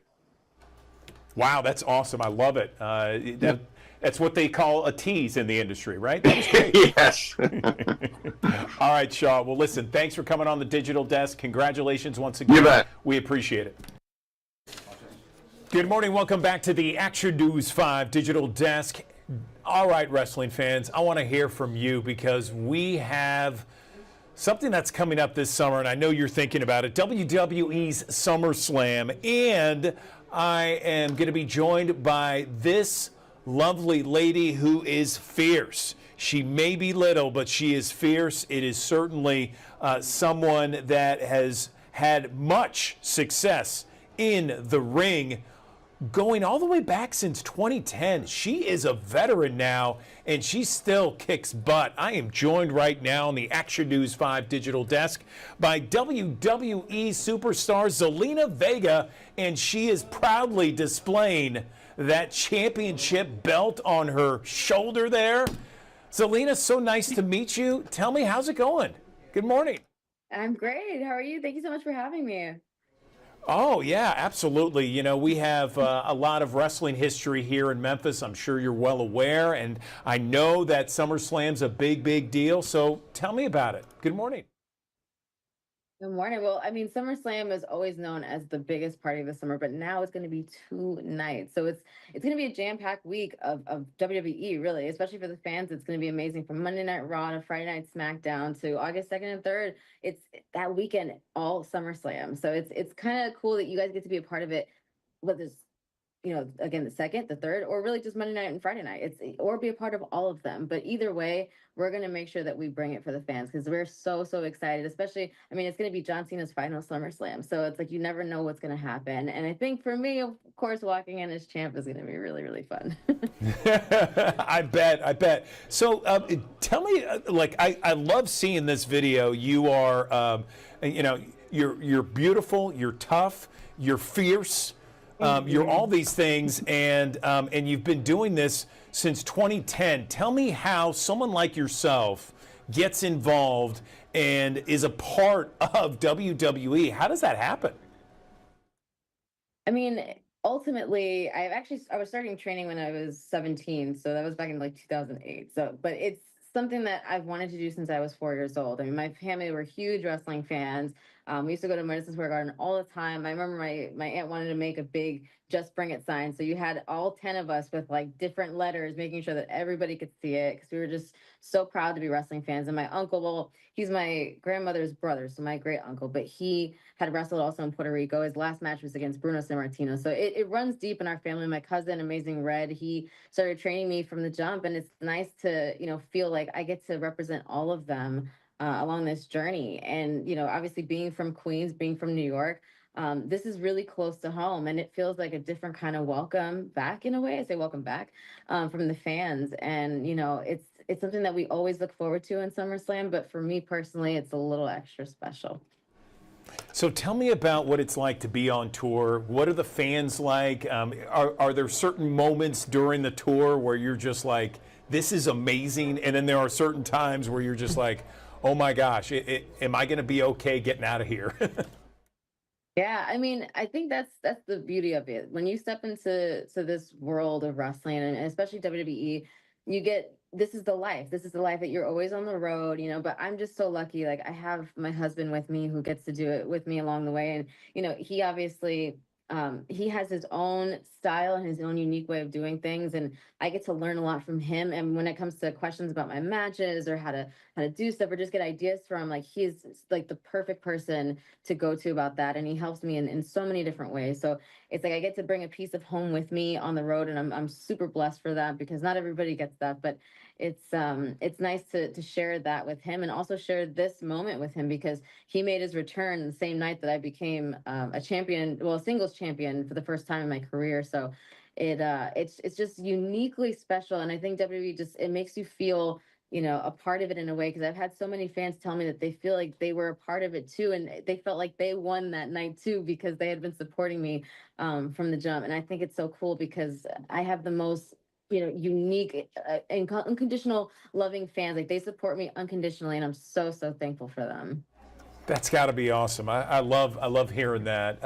Over the last 15 years, okay, you've been a part of this. What have you learned the most coming out of this? Oh, there's been so many things that I've learned, but one of the things I think that kind of sticks out, and you kind of see it when I won this title, or even going back to 2 years ago in Backlash at Puerto Rico, it's just being in the moment and surrendering to your feelings in the moment. And I'm not a big crier. I really hate crying, but I remember right before I walked out, Ray told me just let it go. Like just be in the moment. If you want to be happy, be happy. You want to be angry, if you want to cry, just allow yourself to surrender in that moment. You're gonna feel so much better. And I did, and I think that's a really big thing is just taking a second and just surrendering to the moment, because then you feel like that, that little kid who started this journey however long ago, you feel like them again. You start to channel their energy. So it's nice to feel that and then feel the energy from the fans, because when you're open like that, you get to feel their energy too. And it makes it that much more I guess just special, and you feel that bond with them right away. Any final thoughts you want to say to some of the fans that are perhaps listening right now? Oh my gosh. More so that I love you guys. I think, we all do. All of, everybody in WWE, like we have this amazing relationships with our fans and just everybody who watches the product, because you become super passionate about it. I feel like you can't just watch WWE and say like, oh, I casually watch. It's something that you're either super, super passionate about or that you're involved in. And I think it's cool to see, especially I think that fans or people who are fans make the best performers, and just to see their journeys along the way is so fun and unique. And, for me, getting to live out this lifelong dream is just such a blessing. And I'm so thankful to everybody. And I think that's all going to come to a head at SummerSlam. And I think it's going to be one of the most incredible pay-per-views ever. And especially because, like I said, it's going to be 2 nights and you never know what's going to happen. Yeah, SummerSlam, first ever 2-night SummerSlam. It's going to be at MetLife Stadium in New Jersey, Saturday, August 2nd, Sunday, August 3rd. And Selena Vega, congratulations on all your success over the years. Thank you so much for joining us on the Digital Desk. And I look forward to seeing you kick some more butt in the ring. We appreciate it. Thank you so much. I really appreciate you having me. Thanks for joining us here on the Action News 5 Digital Desk here on a Monday morning, which features a warm-up quickly to the low 90s. Of course, the warm, muggy air definitely in place here today. Temperatures warming up into the 90s we go. Of course, feels like temperatures will also follow suit with it as well, with a chance for a couple of showers and thunderstorms, spotty in nature. Notice again, rain chances will be on the up and up, and of course, the humidity levels will follow suit. The feels like temperatures will run around 105 degrees in some instances later on today. A few spotty downpours from time to time as we go through the course of the afternoon hours. And again, if you're not catching a downpour, it's probably just going to be the heat and humidity and a mixture of clouds and sunshine. Notice the coverage does start to click up a little bit as we head towards the afternoon, early evening hours. It may have a little bit of staying power past sunset this evening into the early mornings of your Tuesday. A couple of showers and storms here or there, and then we'll do it all over again. Lather, rinse, repeat. The scattered shower and storm activity becomes a little bit more dominant during the afternoon hours of your Tuesday evening, Tuesday night. We start to fade away and then do the whole process over again on Wednesday. And actually, Wednesday, we'll actually have a front moving towards the area that will help to facilitate at least an uptick in scattered shower and thunderstorm activity as we head towards that time frame. But in the meantime, again, the muggy meter up there. Remember last week when we were down here in the humid category, which again, still noticeable, but not terrible. It's back into it again, and we're feeling all of that humidity rolling into the Mid-South. Of course, you see an uptick in rain chances that will come along with the opportunities for a front to come swinging through the area. Now, that front will come through the area during the course of the day on Wednesday into Thursday. Thursday, front still working its way south of the coverage area. Eventually, will make a full press down towards the south, but behind it, not a lot of cooler air locked up behind it. You know, the last one we had that drier air that came in from Canada. This one, absolutely not. This one may knock the numbers back a couple of notches just because we've got rain and clouds in place, but that's about it. Most of this time is going to be fairly just muggy. You know, notice the overnight low temperature is not really dropping all that much. You know, a slight drop that comes in here Wednesday night into Thursday with the passage of the front. But we still keep moisture in place enough that's going to kick off those scattered showers and thunderstorms Wednesday and Thursday, maybe to a better or higher magnitude in coverage during that time frame. In the meantime, high temperatures today, lower 90s, a mixture of clouds and sunshine. I think each day is a mixture of clouds and sunshine as far as the sky conditions are concerned. Near 90 degrees coming up on your Tuesday. And again, a late day chance for showers and storms bubbling up with the daytime heating. We'll keep it going through Wednesday and Thursday. A couple of waves of showers and storms. Anytime that you do get some showers and thunderstorms, they could be heavy, locally heavy in the very least. Of course, gusty winds, frequent lightning to come along with it. And yeah, that may prompt a warning or two in that time frame. 88 on Thursday, up to 90 on Friday. See the rain chances come down just a skosh there. Go back in the low 90s through the weekend. There might be some more opportunities between shower and thunderstorm opportunities here and even into next week as well as the temperatures continue to creep back up through the lower and middle 90s as we head towards the following week as we drone on in the month of July, inching closer and closer to the end of summer season for many school districts, getting closer and closer by the time we get towards the mid portion next week. Some school districts only 2 weeks out from getting back into classes. All right, good morning. Welcome back to the Action News 5 digital desk. It's summertime. We know it's hot. We know that we're going to take our pet out for a walk. They're going to be out and about, and there's always some things to be concerned about when you take your pet outside. The normal hazards during the summer, heat stroke and dehydration, but there are some other things you might not be thinking about. I'm joined on the Action News 5 digital desk by Dr. Alexandra Meyer. She is a doctor of veterinary medicine. She is at VCA Woodbridge Animal Hospital and joining us to talk about some of those dangers, those threats out there for our pet and just some friendly reminders to keep them safe. Where do we begin, Alexandra? Good morning. Well, you hit it right, kind of nail on that head. Heat's a big one. It is a heat wave right now. Our pets are very sensitive to some heat, so we do have to keep an eye on that. But also at the same time, food's a big one. We do have to worry about what kind of food our pets are being exposed to, as well as grills, fire pits, even candles and swimming pools can cause potential dangers if we're not careful.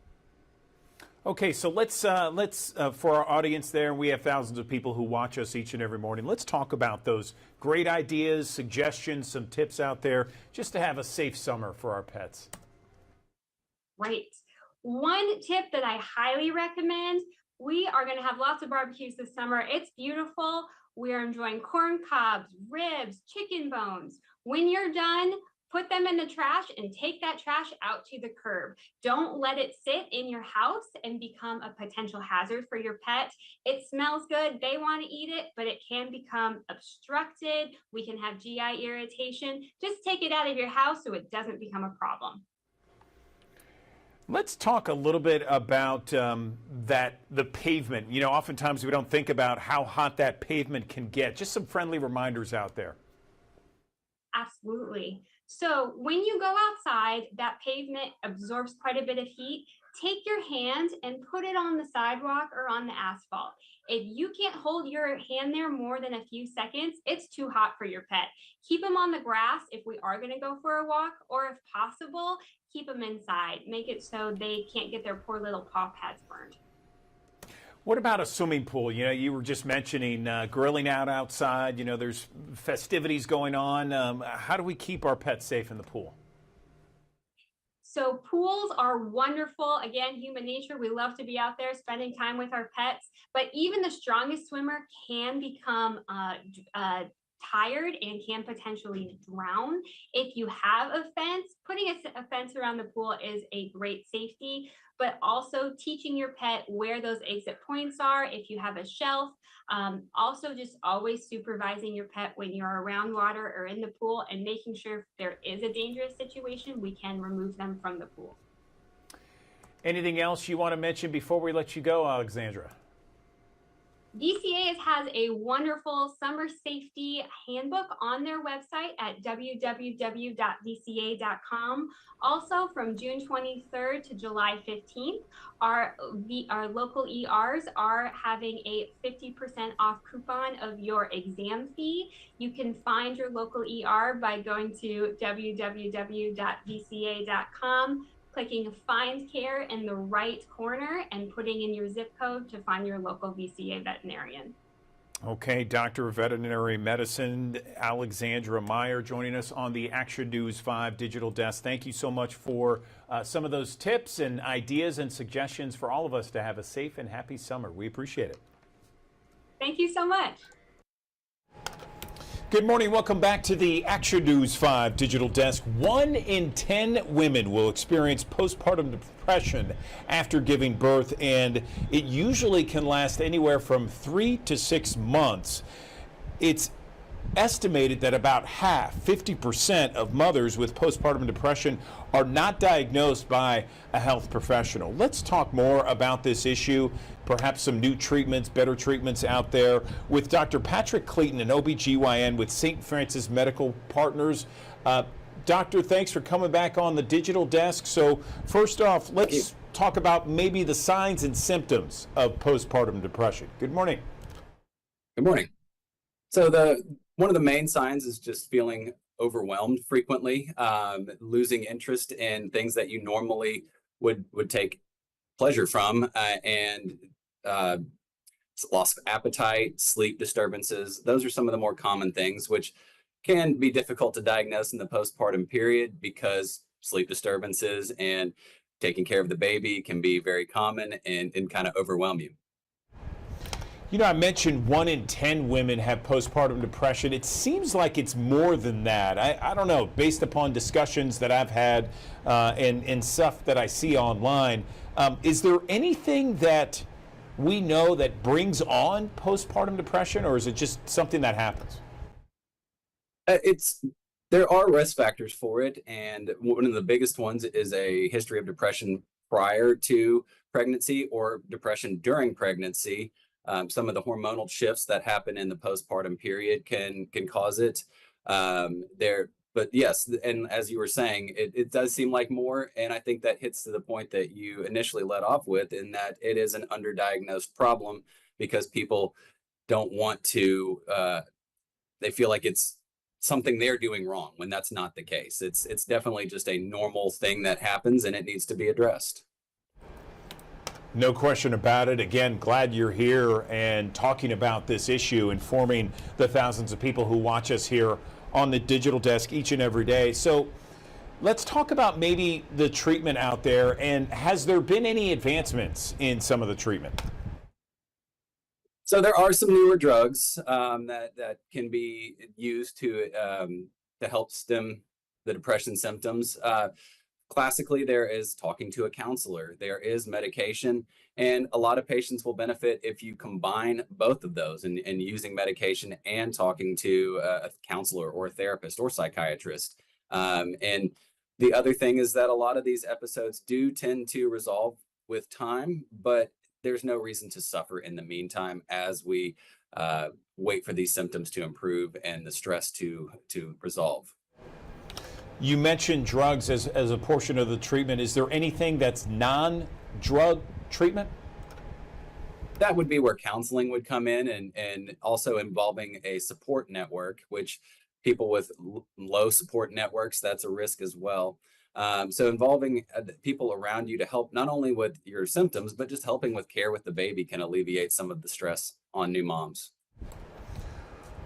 What do you tell your patients, going into pregnancy? Perhaps you see some of the signs where there might be some postpartum depression?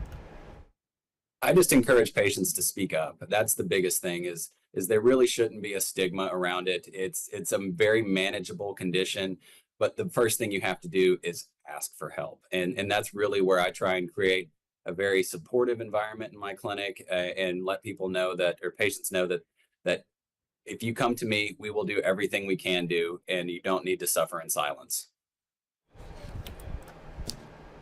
Doctor, is there a place online where perhaps someone can get some more information, a trusted source to just read up about it? You could certainly start with just Google and online forums, because again, those are going to be building a support network for people who help. But then again, I would very much encourage patients to reach out to their provider. On top of that, to get professional support networks, as well as just online communities as well.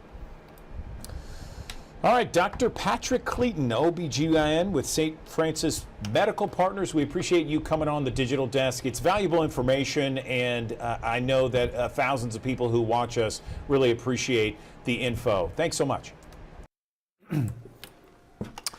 All right, that does it for us here in the Action News 5 Digital Desk. We got midday coming up at the top of the hour with Ariana Poindexter. She'll take you through the top headlines and stories for that next hour, including your forecast. And then don't forget to join us bright and early tomorrow morning. Another edition of the Action News 5 Digital Desk. We are live from 7 until 11, Monday through Friday here. We are on actionnews5.com, our free news app, and all of our digital platforms like Amazon Fire, Apple TV, YouTube, and Roku. You can also watch us on television, digital channel 5.3. That's the Action News 5 Plus channel, or channel 907 on Xfinity. I'm going to leave you right now with a live look from our High 5 camera in downtown Memphis.